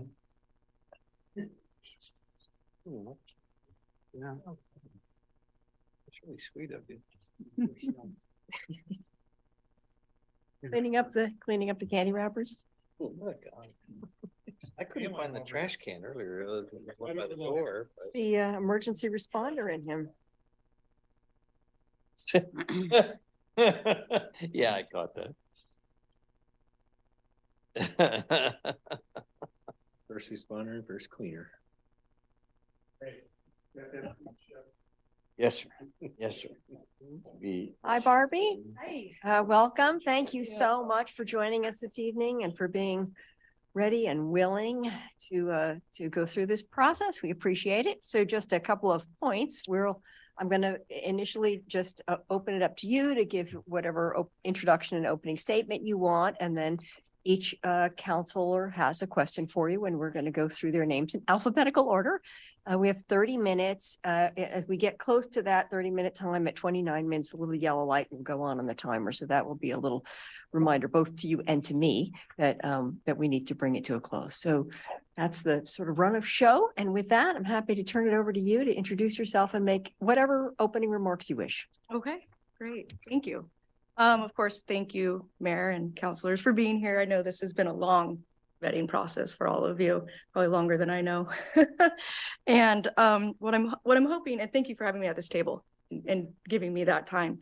What I'm hoping to do today is, I guess, through your questions, kind of paint a picture of my life experiences and how my life experiences afford me, I suppose you could say, to wear many hats that I'm going to have to wear for Ward 7. The differences in Ward 7 is pretty vast. You've got Santa Clara compared to Whitaker, and then Train Song compared to River Road, and a little bit of Bethel there. So what you're going to have to do is effective communication, wear those hats. And what I like to call it, I suppose you could say, is meeting people where they are. You've got to meet them where they are and hear them. And I think I've done that through volunteerism, providing advocacy. And so I hope I can convey that through your questions today, so I can represent them well enough that they deserve, and then bring it back here, basically. Hope to do. Okay. Yeah. Thank you very much. Thank you for those comments. And with that, I'll turn it over to Councilor Clark for the first question. Thank you, Mayor. Thank you, Barbie, for going through this process. My question is, in a recent city-sponsored community-wide survey, nearly 3/4 of the people answered that they said that the city is heading in the wrong direction. So my question is, do you tend to agree with that? Disagree with that? Why not? Okay. Sure. So let's see, percentages and ratios. It gets interesting. Okay. So, right now, I think there's such a polarization politically. And when it starts at the top at a federal level, it tends to trickle down to a state level and then a city level. And I think unity is big right now. And so if we're speaking for just Ward 7, there are definitely some differences in discussions for some hot topics right now. And so then if we're speaking as a city and a council, what we need to do is start communicating effectively and bringing this polarization, because I don't think anybody is at a loss for the bipartisan that happens. I think we're all kind of in the middle of it, especially coming off of a pandemic. There's lots of moving parts. There's lots of unity that needs to happen. And how we go and move forward from that is lots of communication, lots of advocacy, and bringing us together, each ward. You're in your ward and then each ward together. And then how do we communicate to you what we need from each ward, each citizen? Where I'd leave that. Yeah. Okay, thank you. Next up is Councilor Evans. Thank you, Mayor, and thanks, Barbie, for your application. I want to kind of preface my question by saying this is not a repeat of question 3 or 4 in your supplemental application question, but a much more laser focused question in that regard. And that is, in your view, what are the top 3 issues / challenges facing Eugene currently, and what strategies would you advocate for in addressing those issues / challenges? Okay. All right. So multifaceted question there. Homelessness is my first top one. And so what you start with that, if you ask me, is economic prosperity. It's like a triage that I like to think of. Economic prosperity, then you go to homelessness, and then who is homeless? You've got youth, and then you've got adults, and then you triage off of that, and I'll get to what I'm getting at. You triage off of that. Well, why? Is it family? Is it substance abuse?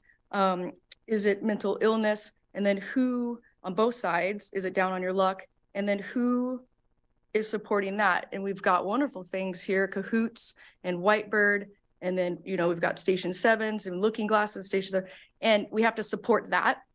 We definitely have to support them and keep that going and not recreate the wheel on that, but also looking to the housing initiative project and try and interloop that. And then also look back up to, I just picture in my head this triage to the homelessness. Well, then look at the builders. What are their roadblocks, I guess you could say, or do they have places to build materials, obviously? Do they have taxes? Where are we building?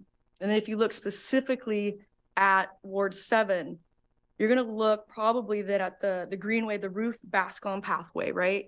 And it's gone from low density to high density in certain places. And what do people say about that? Where are we putting these houses? How are we doing it? And how are we being effective and supporting what's there, and then following the housing initiative project also. So that's my top one is homelessness, and then supporting all those different triages. So, the next one is going to be the transportation issue. As we grow as a city, transportation is vital. It has to grow as well. So how how do we keep up with that? And we have to be cognizant and aware of LTD. Yeah, EMX, great, effective, and cost conscious for people. And then you've got, you know, Arcimoto. I'm personally invested in Arcimoto. I love it. And it's a funny story. And then the Peace Health bikes, and everybody has to be allotted access to transportation. It's part of living. And I think you have to, in Ward 7 specifically, it's a little divided, articulate exactly what our plan is in transportation. And so those are big. So we've got homelessness, we've got transportation. And so number 3 is a big topic is, you know, the hot topic, Northwest Natural Gas and going green. Green is electricity and electrifying the city. And that's a big one. And it brings me back a little bit to my organic chemistry days. And it was green organic chemistry. And we were actually a flagship class that did green organic chemistry. And what we did is we looked at different chemicals that we're using in green organic chemistry, and why are we using those? Can we use micro instead of macro?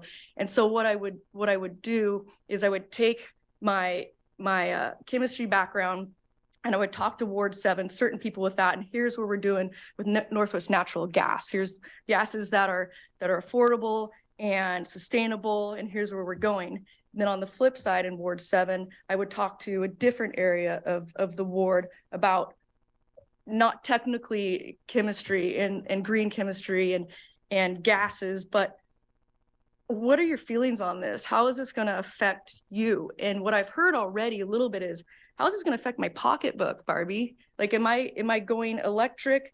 How is this happening? I think they need more education in a different way. And that's where it's meeting people where they are. I can't talk chemistry and organic green chemistry and natural gases. They want to know, am I gonna have to buy a Tesla, and how am I gonna do the battery? So it's how you talk to the different wards. And then after I'm done gathering that information, how do I deliver it accurately to represent them to the council in the city, and to do them justice in a respectful way. Okay, thank you very much. Next up is Councilor Gross. Thank you, Mayor, and thank you, Barbie, for putting yourself out there, submitting an application, and for spending this time with us here tonight. My question you've actually touched on several times so far, but it's short 3-part questions. Okay. I'm trying to get my Okay. bit in here too. Ward 7 is one of the city's most diverse wards in terms of opinion, ideological perspectives, and issues of concern. How will you balance these different perspectives? What steps will you take to establish yourself as the Ward 7 City Councilor?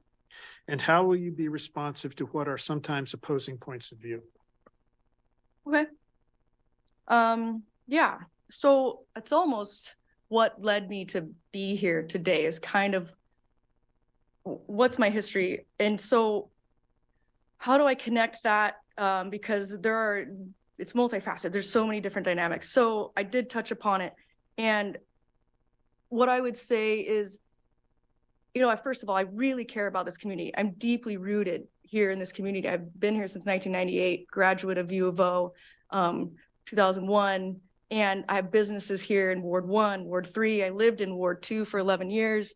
I'm really deeply engrossed in this community. I believe in it. And so I started out U of O, and then I moved on to Junior League of Eugene, volunteering for foster and adoptive parents. And then we moved to at-risk youth, homeless youth, and the Abolish movement.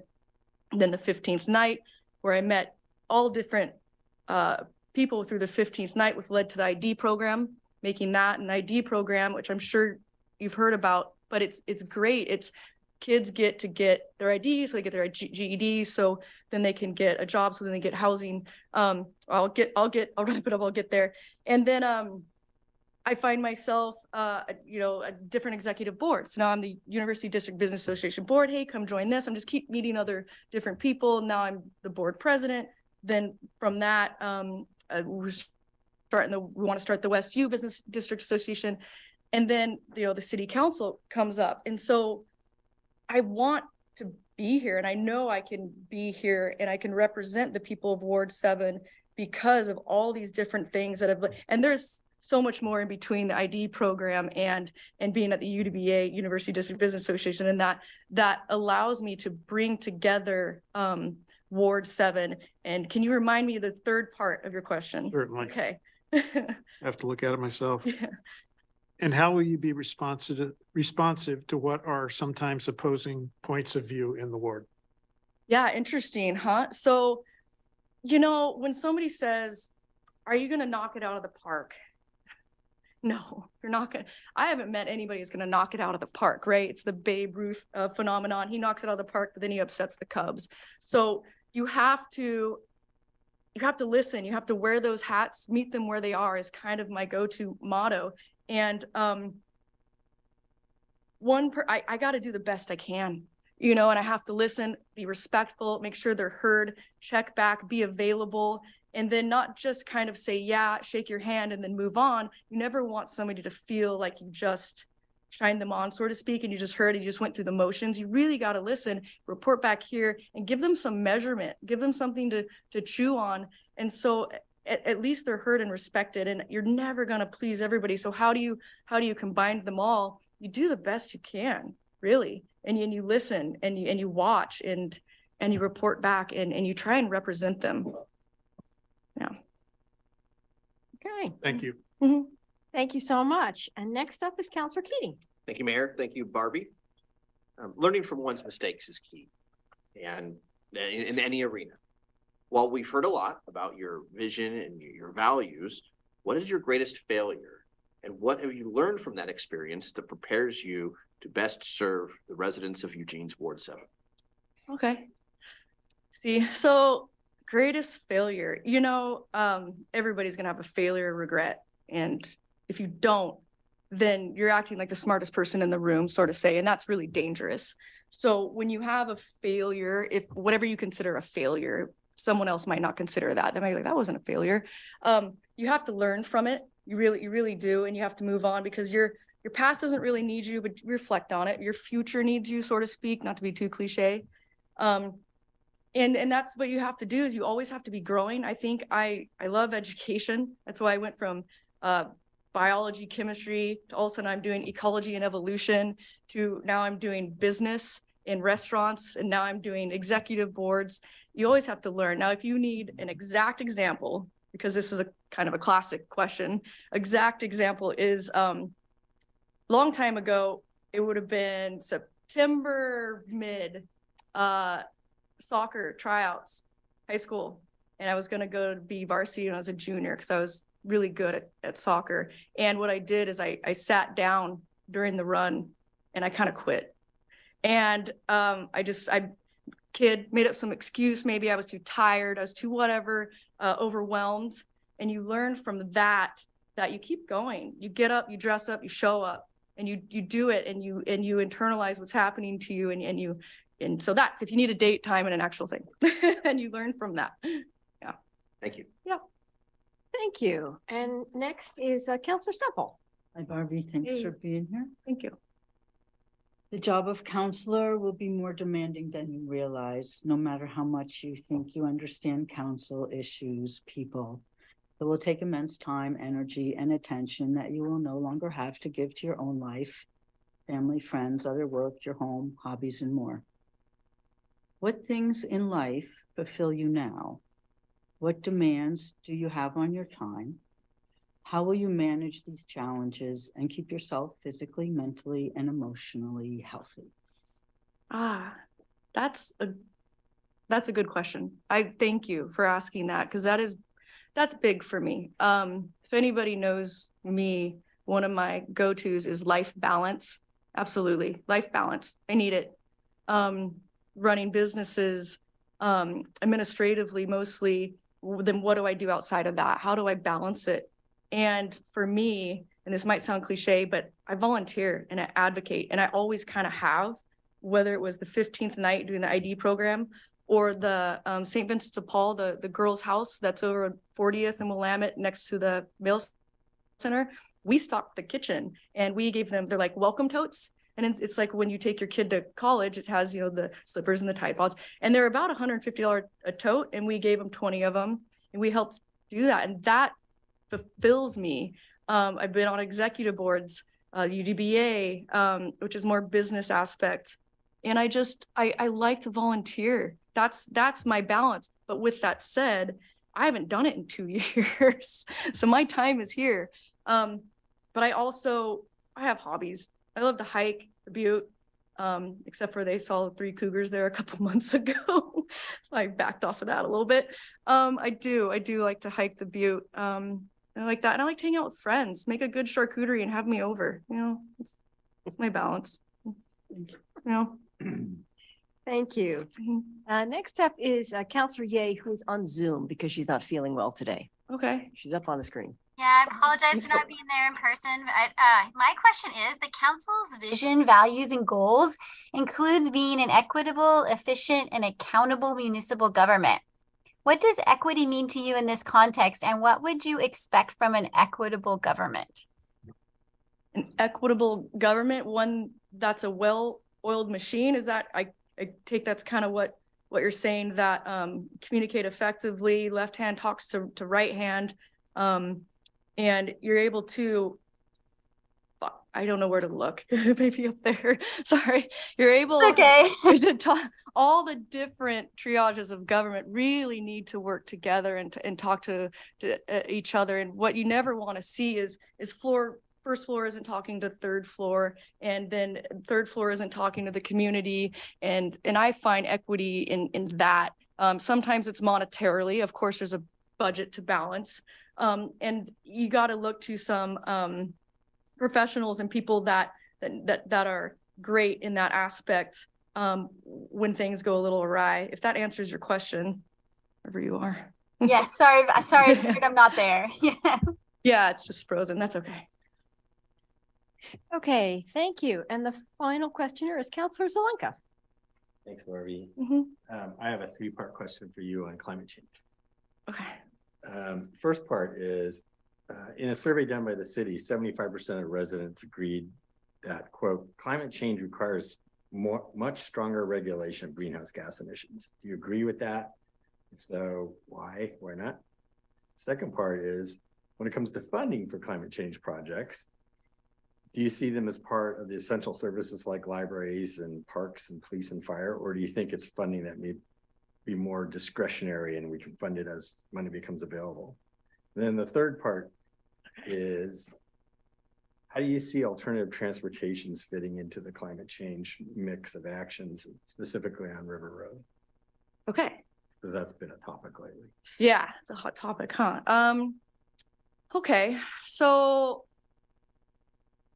the first time I heard of CAP 2.0 was at a LGAC, and I think it was 2018, and Northwest Natural was there. And that's the first kind of notice I got that this was going to be something that was going to be a hot topic and come around for whether it's banned or not banned, and how it's going to be banned, and what the city's going to do with that. And the next time I heard about it was actually the retired city manager, John Ruiz. I was talking to him once about 15th Night, and then moved on to Arcimoto, and then it moved on to hey, Northwest Natural and the CAP 2.0. And he said, you know, you really got to read about this. And so I started to read about it. I'm not an aficionado, but I do understand, you know, the think globally, act locally. I do get that. I do understand that there is a timeline already kind of in place way before me for the 2030 and the 2050 and the different reductions in carbon emissions. And yeah, there's some tough decisions, absolutely. And bring it back to Ward 7 once again, that is a hot topic. And so how I talk to the River Road and the commercial district there and the Santa Clara, what's that mean to them? And then how do I talk to Whitaker about that? And you know, going green is what we used to call it when I was in college, is the green energy. And then so circle back to the transportation. You know, I think everybody should have have all sorts of transportation available to them. LTD, yes. EMX, yes. Like I said, the Arcimoto, I will tell that story someday. And the bikes, I do agree that as we urbanize and we get bigger, urbanization, mobilization, we've got to keep up with that. People need to be able to get to where they need, and they need all types of transportation available to them. And that's what I can say, that unless you want to repeat the first question, if there's time. Oh, yeah. It was a survey we did. 75% of residents agreed that, quote, climate change requires much stronger regulation of greenhouse gas emissions. You agree with that? Regulation, greenhouse. I'd have to resort to some experts on that. I'm sure you're one expert that I could resort to. I know a little bit about a lot of things, but I'm not well versed on this. And that's where that continued education in me, I love it. I will go to people and I will find the people that are good at it and talk to me, educate me, and then I can bring it back to the ward, and I'll have a clear, transparent idea of what I'm talking about. Great, thank you very much. There's still time on the clock. I would open it for one counselor if anyone needed a clarification or expansion on one question you asked, but I'm not seeing any hands raised. So I think that completes our questioning. Thank you very much, Barbie. Really, it was a pleasure. Oh, did you have one? Yeah. Oh, sure. Kind of, Okay, never mind. Follow up to my original question.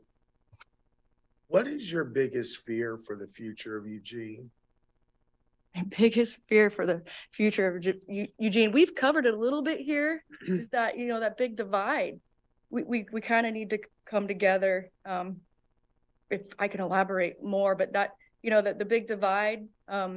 So let's work together. It's the bipartisan. Like I said, it starts at the top and it kind of trickles down statewide, citywide, and people really look to their leaders to have the answers. So, okay. Yeah. Thank you so very much. Thank We you. really appreciate it. Thank It you. was I a appreciate pleasure it to all. meet you. Thank you. Thank you, Barbie. Thanks. Thank you.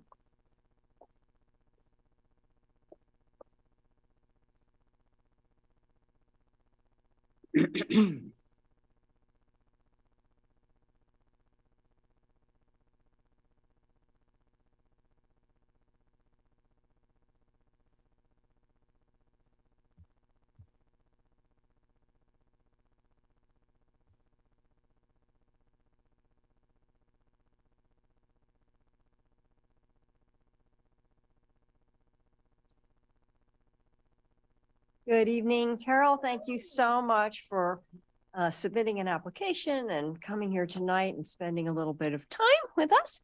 So I'm going to just explain the run of show a little bit for you. In just a minute or so, I'll open up the floor to you. You can introduce yourself and make any opening remarks that you want to make to the council.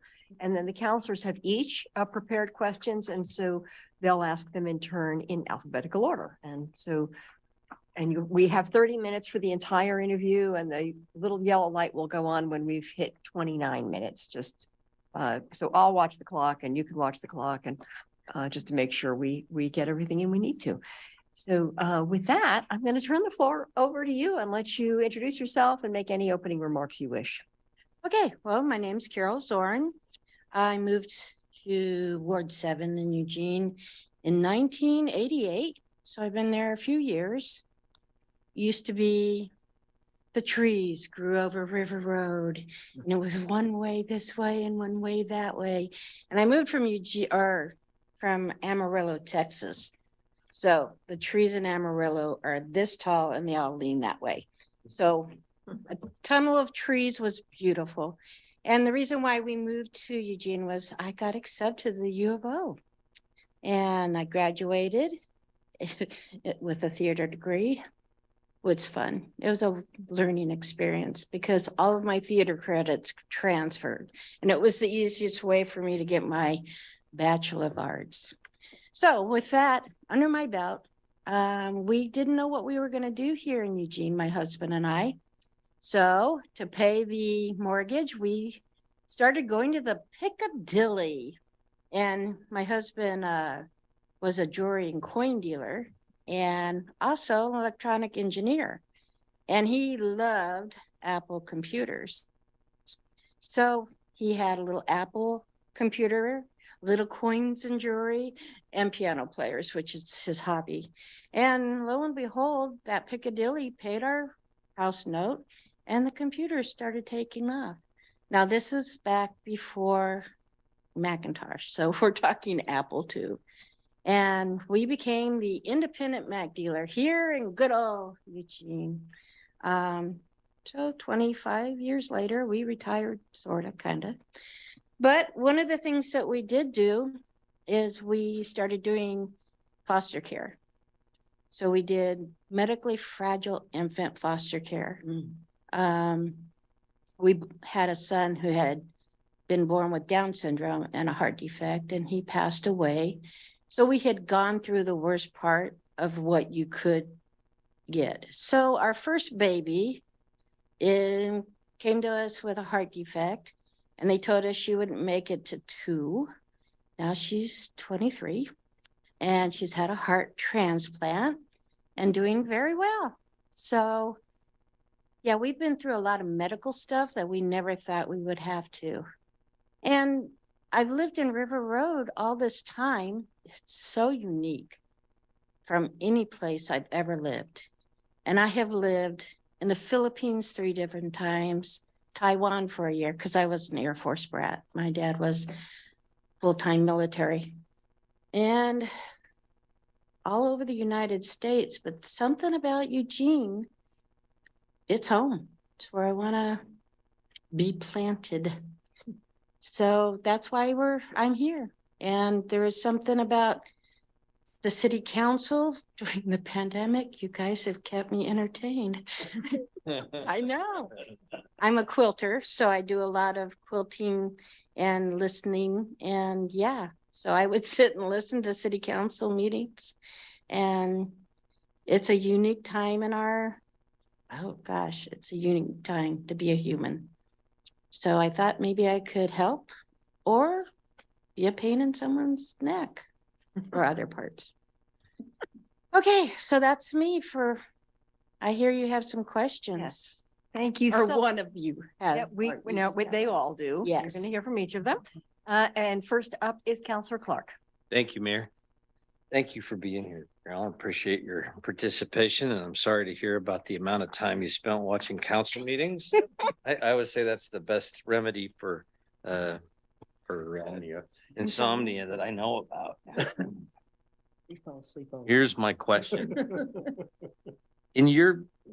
Excuse me, I almost stole yours because I started reading in the wrong place.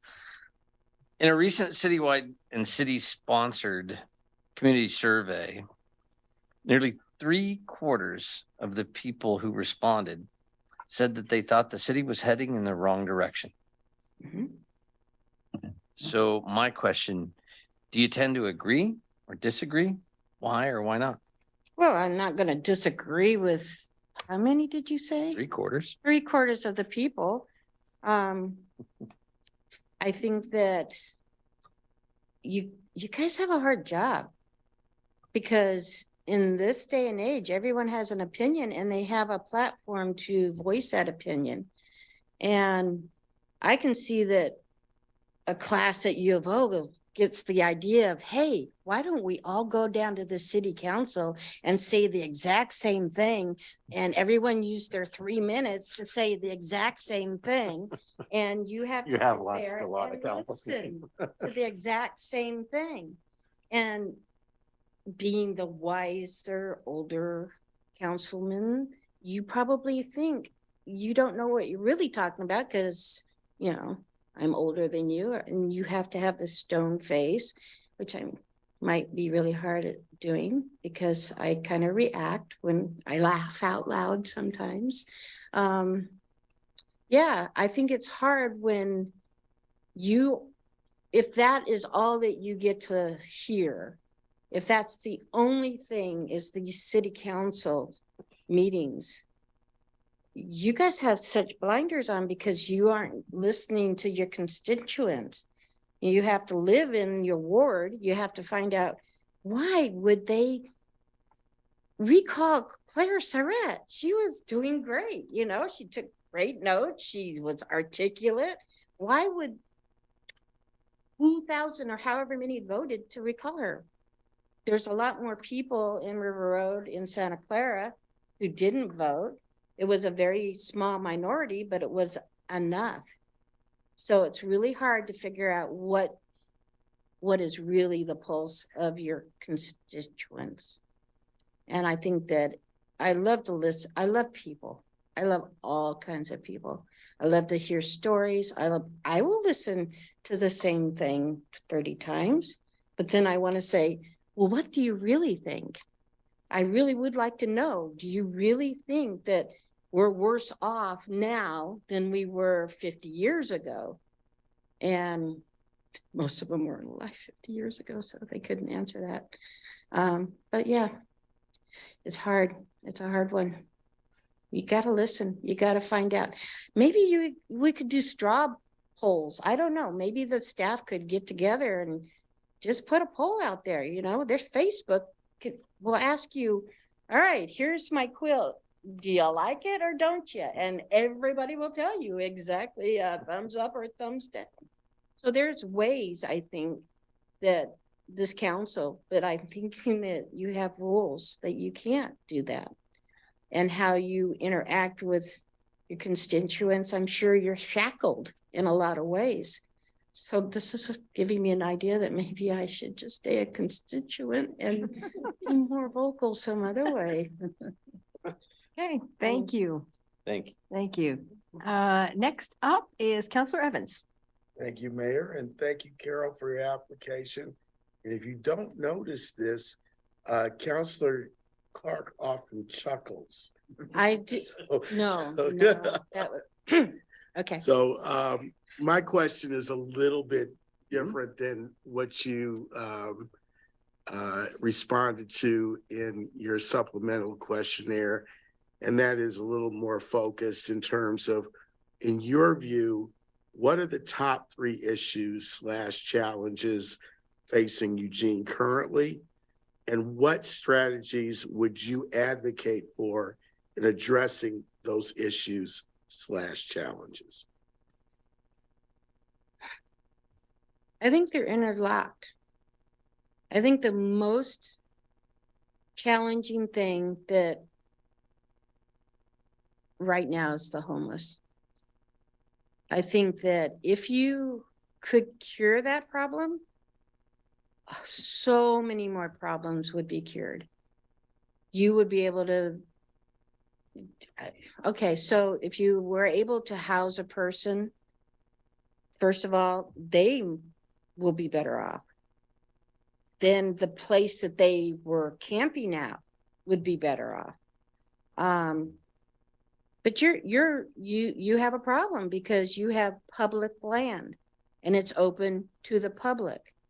If that land was private, then that would be a whole different ballgame, because that person who owns that private land, they can have them evicted or have different rules to go by. But with public land, you kind of have to clean up after them. And it's, if you were on the other end, if you were housed in a tent under a bridge, I don't think that you really want to stay there if there was any other avenue.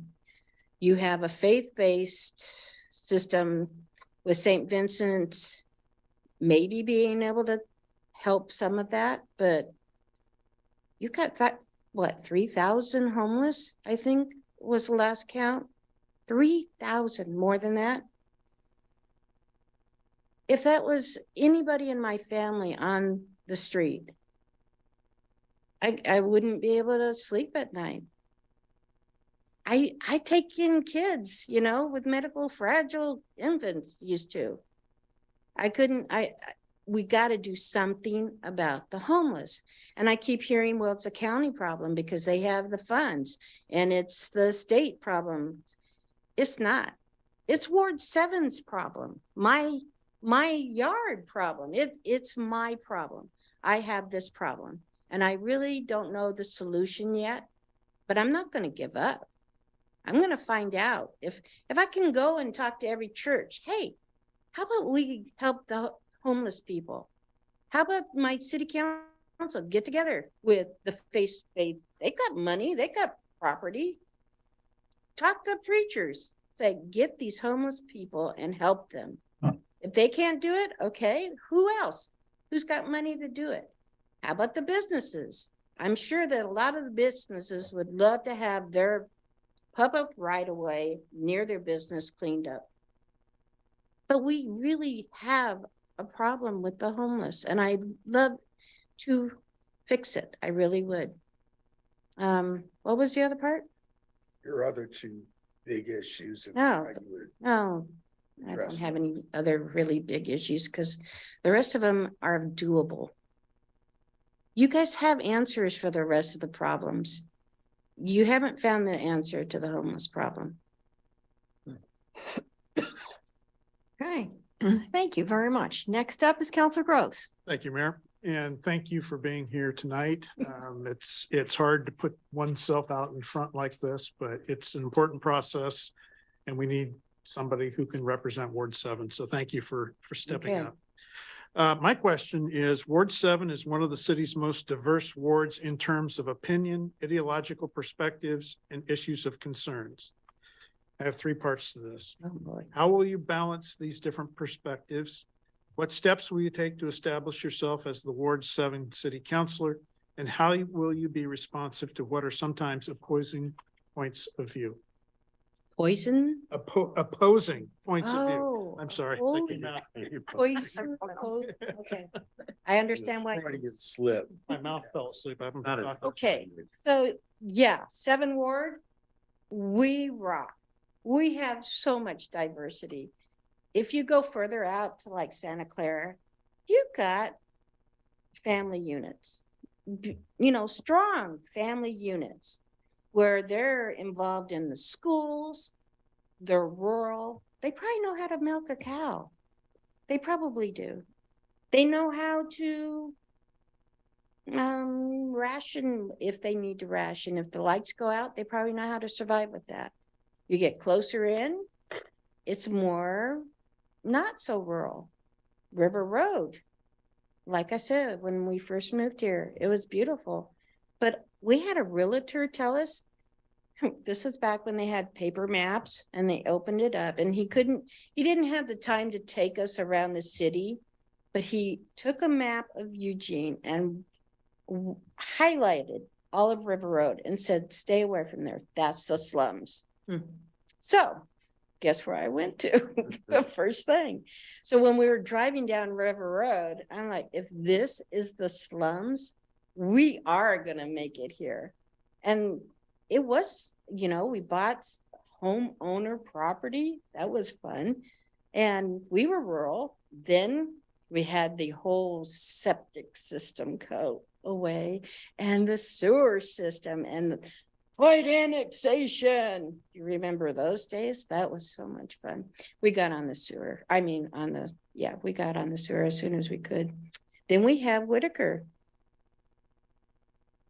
I don't even, it's called the Whitaker. It's so unique.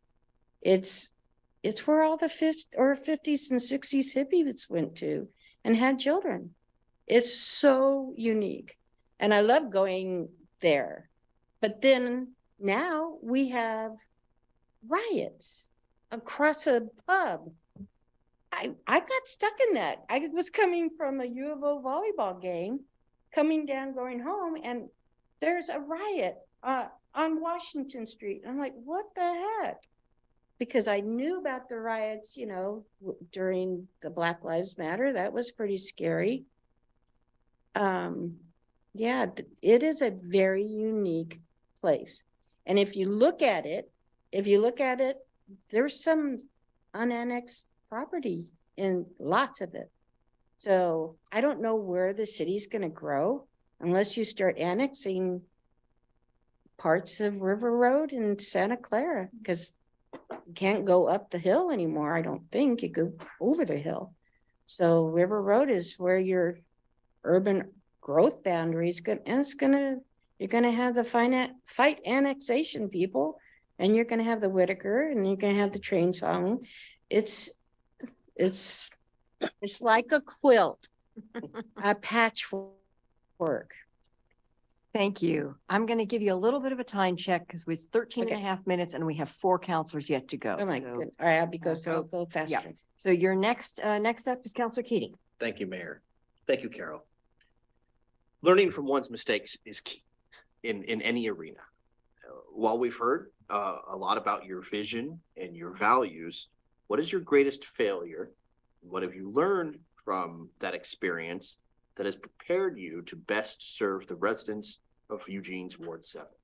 Oh. Failure that best. Well, see, when you've got as many failures as I'm 61, so I've had a few of them.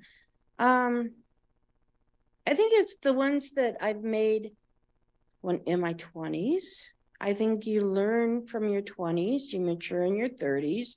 So by the time you're 61, they're a fond memory. And it gives you perspective so that whenever somebody has to hit the panic button, you can relax. And no, it's not time to panic. It's never time to panic. It's always time to listen, reflect, and make a better decision than when you're making a decision in fear. Fear always ruins your decision making. If you're making a decision in fear, it's not a good decision. And that's that. Thank you. Thank you so much. Next is Counselor Sepple. Hi, Carol, thanks for being here. The job of counselor will be more demanding than you realize, no matter how much you think you understand council issues, people. It will take immense time, energy, and attention that you will no longer have to give your own life, family, friends, other work, your home, hobbies, and more. What things in life fulfill you? What demands do you have on your time? And how will you manage these challenges to keep yourself physically, mentally, and emotionally healthy? Oh, well, I have a lot of demands on my time. I don't know, a heart transplant sitting there for 3 months in the hospital. It's demanding, let's put it that way. Foster care, it's demanding. Having a husband in a wheelchair, it's demanding. So demanding, it's a piece of cake. That's where you don't use your fear. You just do what you can. I like to be prompt. I like to be thorough.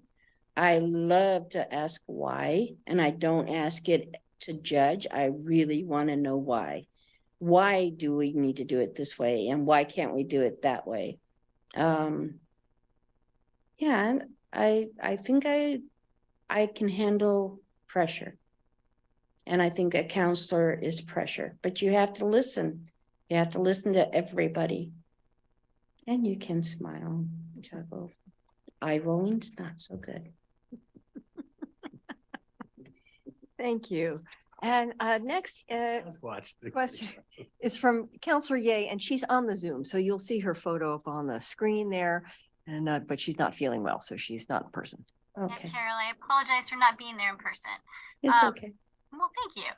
So my question is, the council's vision, values, and goals includes being an equitable, efficient, and accountable municipal government. What does equity mean to you in this context, and what would you expect from an equitable government? Equitable government. Well, I would say everyone has the same rights as everyone else. That's equitable.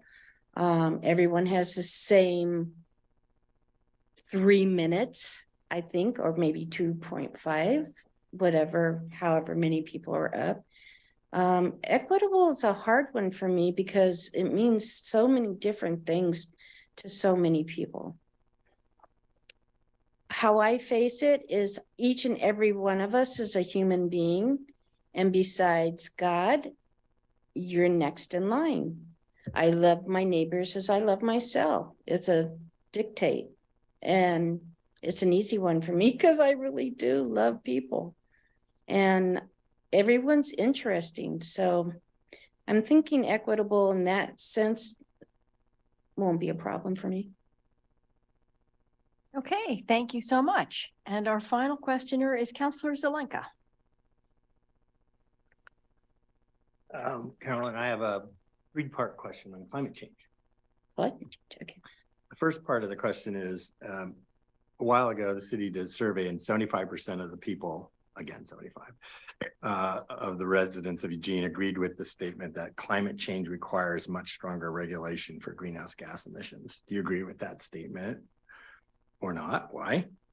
Second part is, when it comes to funding climate change projects, do you see that on par with other services like parks and libraries and police and fire, or is it more discretionary where you can spend it on those projects as time becomes available or money becomes available?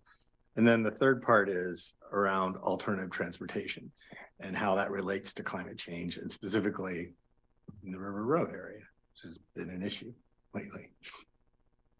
Yes, my hopefully soon to be constituents have very strong opinions. I mean, when you guys had the electrification gas, I thought you were gonna be here for an hour and a half.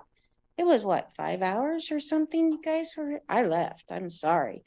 I could and you couldn't, but yeah, there's some very strong. So I'm wondering where the 75% came from.